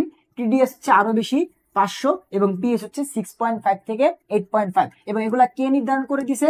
WHO বা ওয়ার্ল্ড হেলথ অর্গানাইজেশন। পরীক্ষাতে কি প্রশ্ন আসে? পরীক্ষাতে প্রশ্ন আসে যে তোমার WHO এর মতে পানির, বিশুদ্ধ পানির সিওডি এর মান কত, WHO এর মতে বিশুদ্ধ পানির বিওডি কত ppm, বিশুদ্ধ পানির মধ্যে মানে বিশুদ্ধ পানির পিএইচ কত। সো এরকম এমসিকিউ আসে, ঠিক আছে। সো এইগুলা কি করতে হবে? মুখস্থ থাকতে হবে, নাহলে কিন্তু তুমি পরীক্ষাতে অ্যান্সার করতে পারবা না, ঠিক আছে। ওকে, পরের টপিক পানির ক্ষরতা। সো পানির ক্ষরতা থেকেও প্রশ্ন আসে। মনে রাখবা পানির ক্ষরতা দুই প্রকার হইতে পারে। আমরা জানি যে ক্ষর পানি কখন হয়, দেখো আমরা ডিরেক্ট দুই প্রকারই পড়ি, যে পানির ক্ষরতা দুই প্রকার, একটা হচ্ছে স্থায়ী ক্ষরতা, একটা হচ্ছে অস্থায়ী ক্ষরতা। পানির ক্ষরতা ভাই দুই প্রকার, একটা হচ্ছে স্থায়ী ক্ষরতা আর একটা হচ্ছে অস্থায়ী ক্ষরতা। এখন মনে রাখবা যখন পানির মধ্যে বিভিন্ন দ্বিধনাত্মক আয়ন, দ্বিধনাত্মক মানে হচ্ছে যেসব ক্যাটায়নে +2 চার্জ থাকে, কারা কারা? যেমন ক্যালসিয়াম 2+, ম্যাগনেসিয়াম 2+, Fe2+, এইগুলা যদি পানিতে থাকে তাহলে সেটাকে আমরা বলি ক্ষরপানি। ক্ষরপানি কাকে বলি? যাদের মধ্যে ম্যাগনেসিয়াম 2+, ক্যালসিয়াম 2+, Fe2+, এই জাতীয় লবণগুলা থাকে, এগুলাকে আমরা বলি ক্ষরপানি। বাট যাদের মধ্যে এইগুলার ক্লোরাইড অথবা সালফেট লবণ থাকে তাদেরকে আমরা বলি স্থায়ী ক্ষরতা। বুঝছো? ক্ষরতা মানে তাদের মধ্যে ম্যাগনেসিয়াম, ক্যালসিয়াম অথবা আয়রনের যে 2+ আছে সেই লবণগুলো থাকবে। কিন্তু স্থায়ী ক্ষরতা মানে শুধুমাত্র ক্লোরাইড এবং সালফেট লবণ থাকলে স্থায়ী ক্ষরতা। আর অস্থায়ী ক্ষরতা হচ্ছে যখন এই ক্যালসিয়াম 2+, ম্যাগনেসিয়াম 2+ এবং Fe2+ এর বাইকার্বনেট আয়ন থাকবে। বাইকার্বনেট মানে কি? HCO3-, তখন সেটাকে আমরা বলবো হচ্ছে অস্থায়ী ক্ষরতা। তাহলে ক্ষরতা মানেই হচ্ছে ম্যাগনেসিয়াম 2+, ক্যালসিয়াম 2+, Fe2+, এবং এরকম আরো যারা 2+ ক্যাটায়ন আছে তারা থাকলে ক্ষরতা। এখন ক্ষরতা দুই প্রকার, একটা স্থায়ী আর একটা অস্থায়ী। স্থায়ী মানে হচ্ছে সেগুলোর মধ্যে ক্লোরাইড বা সালফেট, ক্লোরাইড বা সালফেট লবণ আছে। এই ম্যাগনেসিয়াম, ক্যালসিয়াম এবং আচ্ছা এখানে 3+ লিখে ফেলছে বলে, এটা হবে Fe2+, তাই না? Fe2+, এগুলার ক্লোরাইড লবণ অথবা সালফেট লবণ থাকলে স্থায়ী ক্ষরতা, আর বাইকার্বনেট লবণ থাকলে অস্থায়ী ক্ষরতা। স্থায়ী ক্ষরতার জন্য কি করতে হয়? স্থায়ী ক্ষরতা দূর করার জন্য আয়ন এক্সচেঞ্জ পদ্ধতি ইউজ করতে হয়। স্থায়ী ক্ষরতা দূর করার জন্য আয়ন এক্সচেঞ্জ পদ্ধতি ইউজ করতে হয়। স্থায়ী ক্ষরতা তুমি জাস্ট ফুটাইলেই কিন্তু দূর হবে না। স্থায়ী ক্ষরতা দূর করতে হলে কি করতে হবে তোমাকে? স্থায়ী ক্ষরতা দূর করতে হলে তোমাকে কি করতে হবে? আয়ন এক্সচেঞ্জ পদ্ধতি ইউজ করতে হবে, তারপরে গেলে স্থায়ী ক্ষরতা দূর হবে, ঠিক আছে। আর অস্থায়ী ক্ষরতা কি করতে হয়? অস্থায়ী ক্ষরতা হচ্ছে তোমার ফুটিয়ে তুমি হচ্ছে দূর করতে পারবে। অস্থায়ী ক্ষরতা হচ্ছে তুমি ফুটিয়ে দূর করা যায়। তাহলে এই হচ্ছে পার্থক্য, ঠিক আছে। সো পরীক্ষা কিন্তু অলরেডি ডিউতে প্রশ্ন আসছে এবং অন্যান্য ভার্সিটিতে আসে যে ক্ষরতা কি? ক্যালসিয়াম 2+, ম্যাগনেসিয়াম 2+, Fe2+, অর্থাৎ 2 ধনাত্মক বা 2+ থাকলে সেগুলো লবণগুলা যদি পানির মধ্যে থাকে তাহলে সেগুলো হচ্ছে ক্ষরপানি। এখন ক্ষরপানি কয় প্রকার? দুই প্রকার, স্থায়ী, অস্থায়ী। স্থায়ী হইতে হলে ক্লোরাইড বা সালফেটের লবণ থাকতে হবে, আর অস্থায়ী হইতে হলে বাইকার্বনেটের লবণ থাকতে হবে। ক্লিয়ার? এবার আসো স্থায়ী ক্ষরতা কেমনে দূর করব? আয়ন এক্সচেঞ্জ পদ্ধতিতে। আর অস্থায়ী ক্ষরতা ফুটায় দূর করা যায়, ঠিক আছে। Okay fine. এরপরে ধাতুর দূষণ, আমাদের বইতে মূলত বিভিন্ন ধাতুর দূষণ নিয়ে আলোচনা করে দেওয়া আছে এবং সেগুলো থেকে প্রায় পরীক্ষাগুলোতে এমসিকিউ আসে। টোটাল 4টা ধাতুর দূষণ নিয়ে আলোচনা করা আছে। একটা হচ্ছে তোমার আর্সেনিক, এরপর হচ্ছে ক্রোমিয়াম, এরপর হচ্ছে ক্যাডমিয়াম এবং একটা হচ্ছে লেড। এই 4টা ধাতুর দূষণ নিয়ে আমাদেরকে পড়তে হবে যে এগুলোর দূষণের কারণে আমাদের মূলত কি কি সমস্যা হয়। সো প্রথমে আসো আর্সেনিক। আমরা যখন ছোট ছিলাম তখন আমাদের কাছে পানির মধ্যে একটা ভয়ের নাম ছিল তোমার হচ্ছে আর্সেনিক। যে এই চাপ কলের মধ্যে মনে করো হচ্ছে বাবা মা নিষেধ করতো যে ওই কলের পানি খাও না, বা ওই জায়গায় গিয়ে যেখানে সেখানে পানি খাও না, খেলতে গেলে অমুক জায়গার পানিটা খাও না, এই পানিতে আর্সেনিক আছে। তো তখন খাইলে কি হইতো, টাইফয়েড জ্বর হইতো। একবার আমারই আর্সেনিকের পানি খাওয়া টাইফয়েড জ্বর হয়েছিল, এই জন্যই মনে আছে যে তোমার প্রায় 3 মাসের মতো আমার টাইফয়েড জ্বর ছিল। ঠিক আছে, মানে জ্বরই 3 মাস, এরকম একটা অবস্থা। ওই সময় জাস্ট আর্সেনিক যুক্ত কলের পানি খেয়ে। সো এটা তখন 2009-10 সালের কথা। ঠিক আছে, আজকে থেকে আরো 14-15 বছর আগের কথা। সো এই যে আর্সেনিক, এই আর্সেনিক বাংলাদেশের যে পানি আছে, বাংলাদেশের যে পানি, মনে রাখবা বাংলাদেশের পানিতে আর্সেনিকের সর্বোচ্চ কতটুকু মাত্রা সহ্য করা যায় মানুষের শরীরে, সর্বোচ্চ কতটুকু পানিতে থাকলে ঠিক আছে, না এতটুকু পর্যন্ত সর্বোচ্চ ঠিক আছে আর্সেনিক। তাহলে বাংলাদেশের পানিতে আর্সেনিকের সর্বোচ্চ মাত্রা কত হইতে হবে? হ্যাঁ, 0.05 ppm, 0.05 ppm। এটা যেন মুখস্থ থাকে, এমসিকিউতে আসে যে বাংলাদেশের পানিতে আর্সেনিকের সর্বোচ্চ মাত্রা 0.05 ppm। কিন্তু হু বা WHO এর মতে কতটুকু থাকা ভালো? WHO এর মতে নিরাপদ মাত্রা, মানে কতটুকু আর্সেনিক থাকা ভালো, নিরাপদ মাত্রা এটা হচ্ছে 0.01 ppm। সো গ্যাঞ্জামটা এইখানেই লাগে যে অ্যান্সার কোনটা দাগাবো। সো পরীক্ষাতে যদি বলে সর্বোচ্চ মাত্রা কত, তুমি বলবা 0.05। আর যদি বলে নিরাপদ মাত্রা তোমার হচ্ছে কতটুকু নিরাপদ, তুমি বলবা হচ্ছে 0.01। আবার যদি বলে হু এর মতে কতটুকু নিরাপদ, তুমি জাস্ট হু টু দেখবা না, বাংলাদেশের পানি বললে 0.05, তোমার হচ্ছে সর্বোচ্চ মাত্রা বললে 0.05, আর হু বললে এবং নিরাপদ মাত্রা বললে এই নিরাপদ মাত্রা কথাটা পাইলে তুমি 0.01 দাগাবা। আর সর্বোচ্চ মাত্রা বাংলাদেশের পানি বললে 0.05 দাগাও। ঠিক আছে, তাহলে এটা হচ্ছে বাংলাদেশের পানিতে কতটুকু আর্সেনিক থাকা যাবে আর হু এর মতে কতটুকু থাকা নিরাপদ। এই দুটো এমসিকিউর মধ্যে তোমার হচ্ছে কনফিউশন কিন্তু হয় পরীক্ষাতে, দুইটা অপশনই থাকে। সো কোনটা লাগাবো এটা নিয়ে কিন্তু বলাপান হচ্ছে পেস লাগায়। সো ক্লিয়ার হইলো। এবার আসো আর্সেনিকের কারণে কি হয়। আর্সেনিকের কারণে তোমার হচ্ছে ফ্যাটি লিভার রোগ হইতে পারে, অর্থাৎ আমাদের লিভার বা যকৃৎ যেটা আছে, কলিজা আমরা যেটা বলি, সেটার মধ্যে কি হয় মূলত, সেটার মধ্যে চর্বি জমে বা তেল জমে। ঠিক আছে, তাহলে ফ্যাটি লিভার রোগ হইতে পারে, আর্সেনিকের কারণে ফ্যাটি লিভার রোগ হতে পারে। সেকেন্ডলি আর্সেনিকের কারণে কি হয়, আর্সেনিক তোমার কার্সিনোজেন বহন করে, কার্সিনোজেন, আর এই কার্সিনোজেনের কারণে মূলত কি হয়, ক্যান্সার হয়। আর্সেনিকের কারণে কি হয়, আর্সেনিক মূলত একটা কার্সিনোজেন, এবং এই কার্সিনোজেনের কারণে যারা বায়োলজি ভালো পারো তারা জানবা এই কার্সিনোজেনের কারণে মূলত কি হয়, ক্যান্সার হয়। তাহলে আর্সেনিকের কারণে কিন্তু ক্যান্সার হতে পারে, দীর্ঘদিন তুমি আর্সেনিকযুক্ত পানি খাইতে খাইতে একটা সময় কি হয়ে যেতে পারে, ক্যান্সার হতে পারে। ঠিক আছে, সো ফ্যাটি লিভার রোগ হতে পারে এবং কার্সিনোজেনের কারণে ক্যান্সার হতে পারে, এই হচ্ছে আর্সেনিকের। এবং 3 নাম্বার আরেকটা হতে পারে, সেটা হচ্ছে দেখবা বইয়ের মধ্যে ছবি দেওয়া আছে যে পায়ের পাতা ফুলে টুলে গেছে একদম। ঠিক আছে, সো পায়ের পাতায় বিভিন্ন চামড়ায় কিন্তু কি হতে পারে, বিভিন্ন রোগ হইতে পারে আর্সেনিকের কারণে। ঠিক আছে, তাহলে প্রথম কথা হচ্ছে ক্যান্সার। এবং আরো কিছু আছে যে তোমার ডায়রিয়া সমস্যা হইতে পারে, বিপাকের সমস্যা হইতে পারে, হজমে মেটাবলিজমের সমস্যা হইতে পারে, বাট তার মধ্যে তোমার হচ্ছে ফ্যাটি লিভার এবং হচ্ছে এটা যে কার্সিনোজেন, এটা হচ্ছে ইম্পর্টেন্ট। এরপর আসো ক্রোমিয়াম। হ্যাঁ, ক্রোমিয়ামের তোমার হচ্ছে দূষণের মাত্রা ওইভাবে আমাদের বইতে দেওয়া নাই যে হচ্ছে তোমার কতটুকু হইতে হবে, আমাদের মনে রাখতে হবে না আর কি, ক্রোমিয়াম থেকে প্রশ্ন আসে না, সো তোমার ক্রোমিয়াম পড়া লাগবে না। বাট তোমার ক্রোমিয়ামের কারণে যেটা হয়, ক্রোমিয়ামের কারণে হচ্ছে আমাদের রক্তে যে আয়রন, রক্তে আয়রন, সরি আয়তন না,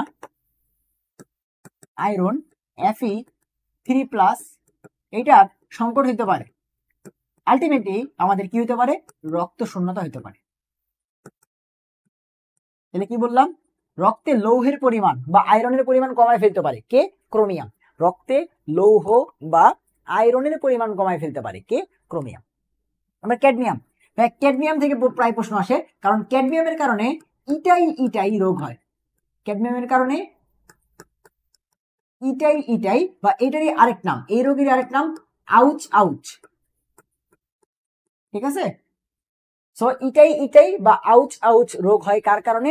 ক্যাডমিয়ামের কারণে। পরীক্ষাতে আসে নিচের কোনটির কারণে ইটাই ইটাই বা হচ্ছে আউচ আউচ রোগ হয়, সেটা হচ্ছে মূলত ক্যাডমিয়ামের কারণে, ঠিক আছে। যে ক্যাডমিয়ামের কারণে কি হয়? ইটাই ইটাই বা আউচ আউচ রোগ হয়। সো এটা মনে রাখো। আর লেডের কারণে দাঁতের মাড়ি নীলাভ হইতে পারে। লেডের কারণে দাঁতের মাড়ি নীলাভ হয় এবং শিশুদের বুদ্ধি বা আইকিউ হ্রাস হতে পারে। শিশুদের বুদ্ধি অথবা আইকিউ হ্রাস হতে পারে। তাহলে এখান থেকে দেখো কতগুলো এমসিকিউ আসতে পারে। বলতে পারে আর্সেনিকের কারণে কি হয়? আর্সেনিকের কারণে ফ্যাটি লিভার, আর্সেনিকের কারণে হচ্ছে তোমার ক্যান্সার হতে পারে। এবং আরেকটা সেটা হচ্ছে ব্ল্যাক ফুট ডিজিজ, যেটা বলতেছিলাম যে পায়ের মধ্যে বিভিন্ন ক্ষত হয়, এটা হচ্ছে ব্ল্যাক ফুট। দেখো পায়ের মধ্যে কালো দাগ, ব্ল্যাক ফুট ডিজিজ। তাহলে আর্সেনিকের সর্বোচ্চ মাত্রা কতটুকু থাকা যাবে বাংলাদেশের পানিতে? 0.05। কিন্তু হু কতটুকু নিরাপদ বলছে? 0.01। আর্সেনিকের কারণে কি হয়? ফ্যাটি লিভার বা আমাদের লিভারের উপরে চর্বি জমে, কার্সিনোজেন বা ক্যান্সার হইতে পারে, ব্ল্যাক ফুট ডিজিজ বা হচ্ছে তোমার পায়ের মধ্যে কালো কালো ক্ষত হইতে পারে। ক্রোমিয়ামের কারণে কি হয়? রক্তের মধ্যে লৌহের পরিমাণ কমে যেতে পারে, যার মাধ্যমে আলটিমেটলি রক্ত শূন্যতা দেখা দিতে পারে।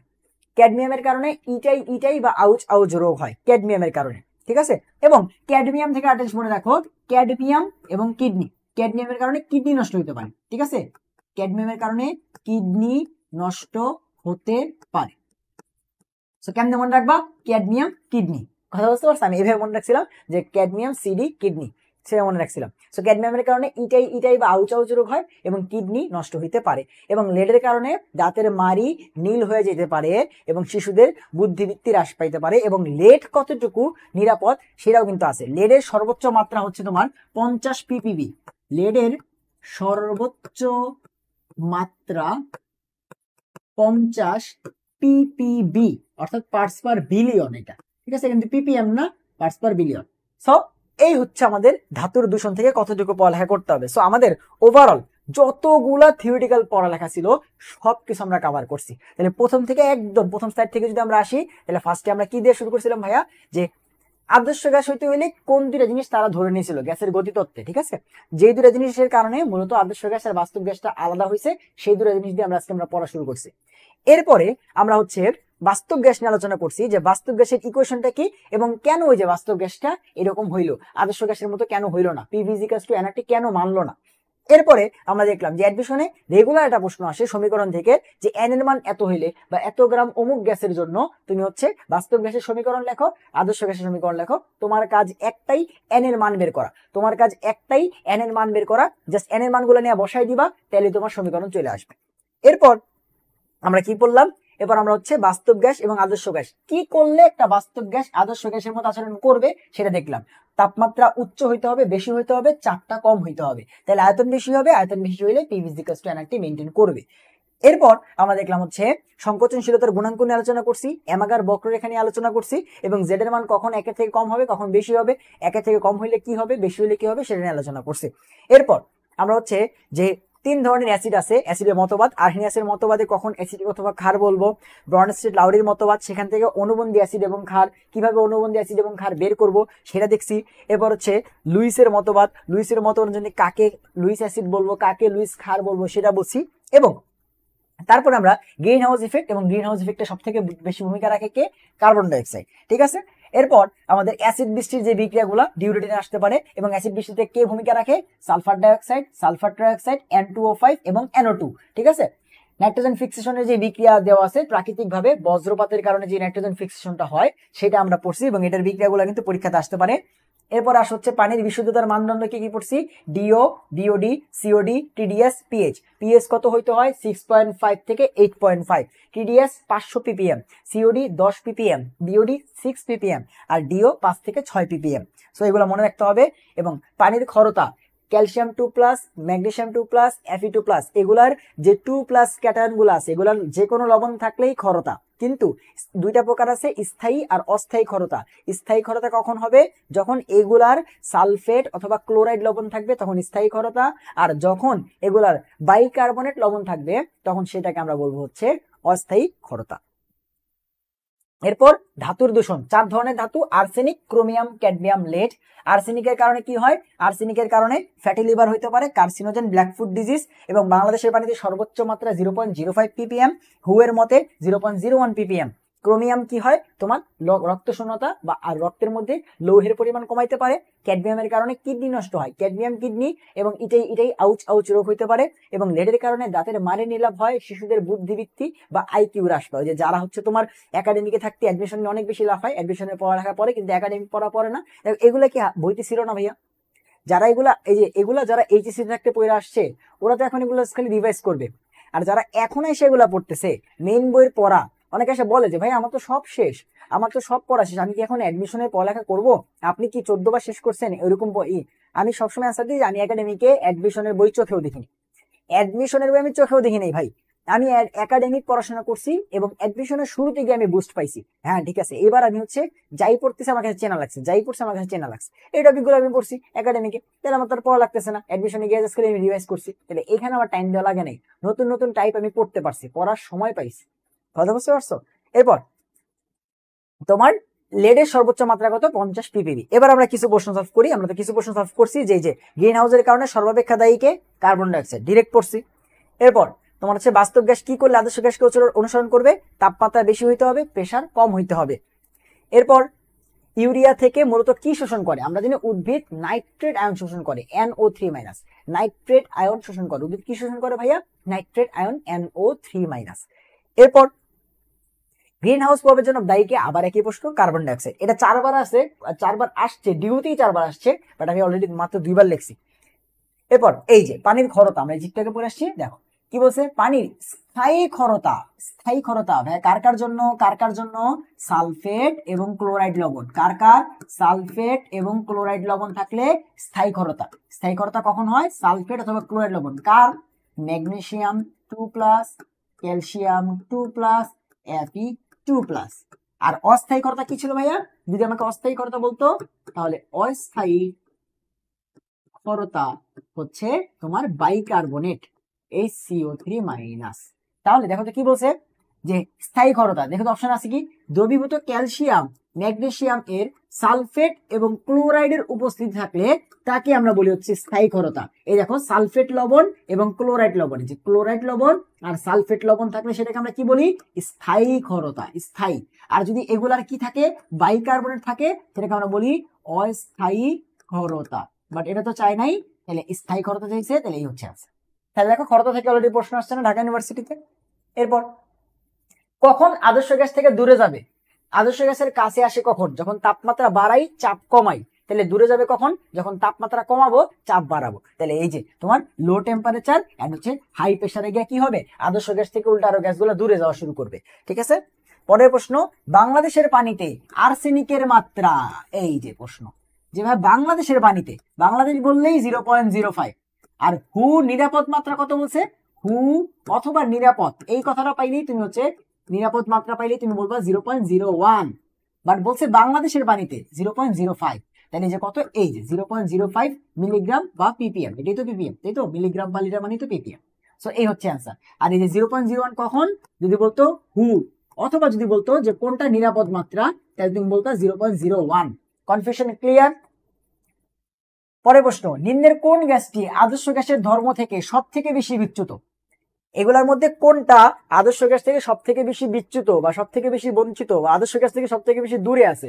মনে রাখবা যে আদর্শ গ্যাস থেকে সব থেকে বেশি বিচ্যুত হবে তারা যাদের ভর বেশি, যার ভর যত বেশি সে আদর্শ গ্যাস থেকে তত দূরে যাবে। কি বলছি ভাইয়া? যাদের ভর বেশি সে আদর্শ গ্যাস থেকে তত দূরে যাবে। তাহলে এখানে হাইড্রোক্লোরিক অ্যাসিড, এটার ভর কত ভাইয়া? 36.5। হিলিয়ামের ভর কত? 4। মিথেনের ভর কত? 16। নাইট্রোজেনের ভর কত? 28। তাহলে সব থেকে বেশি ভারী কে? Hydrochloric acid. তাহলে এইটা কি হবে? সব থেকে বেশি বিচ্যুত। তাহলে হাইড্রোক্লোরিক অ্যাসিড কি হবে? সব থেকে বেশি বিচ্যুত। যার ভর বেশি সে সব থেকে বেশি দূরে থাকবে আদর্শ গ্যাস থেকে, তার জেড এর মান তত কম হবে, তার জেড এর মান তত কম হবে। কথা বুঝতে পারছি? Okay fine. এরপরে প্রশ্ন, এটা তো আমরা দেখলামই যে অনুবন্ধী অ্যাসিড এবং ক্ষার কাকে বলে। আরেকটা জিনিস ছিল যে পানির বিশুদ্ধতার 3টি মানদণ্ড লিখো। তাহলে 3টি মানদণ্ড কি ছিল? খালি বলছে 3টা মানদণ্ড লিখতে বলছে, তোমাদের সংজ্ঞা টঙ্কা কিছু জিজ্ঞাসা করে নাই। তাহলে তুমি যে কোনো 3টা লিখবা, যে ডিও, বিওডি, সিওডি, তারপর হচ্ছে পিএইচ, এরপর হচ্ছে টিডিএস, এর মধ্যে যে কোনো 3টা লিখলেই হবে। জাস্ট খালি বলছে যে 3টা মানদণ্ড লেখো, জাস্ট 3টা মানদণ্ড লিখবা, যে ডিও, বিওডি, সিওডি অথবা পিএইচ, টিডিএস, যে কোনো একটা লেখো। তাহলে এই হচ্ছে আমাদের পরিবেশ রসায়নের থিওরিটিক্যাল পার্ট। দেখো আমরা যেগুলা পড়ছি সেগুলো থেকে প্রশ্ন আসছে, আগামী বছর আসবে, সামনেও আসবে, এই বছর আসবে। তাহলে আমাদের পরিবেশ রসায়ন চ্যাপ্টারটা শেষ হইলো। সবাই ক্লাসটা করে নিও, এবং আমরা জানি তোমরা হচ্ছে এখন বিভিন্ন জায়গায় দৌড়াদৌড়ি করো, বিভিন্ন কোচিং এ পড়তেছো, বাসায় পড়তেছো, তোমাদের অনেক প্রেশার মাথায়, তাই তোমরা হচ্ছে অনেকে লাইভ করো না, ঠিক আছে? বাট রেকর্ডেড করে নিও ভাইয়ের ক্লাস, এবং জানাও যে ভাইয়ের ক্লাস করে তুমি হচ্ছে কমন পাইতেছো কিনা, এই চ্যাপ্টারটা তোমার ক্লিয়ার হয়েছে কিনা, কোনো সমস্যা আছে কিনা জানাইলে ভাইয়াকে মেসেজ করো, কোনো সমস্যা নেই, ভাইয়া উত্তর দিব। সবাই ভালো থাকো, সুস্থ থাকো, আল্লাহ হাফেজ।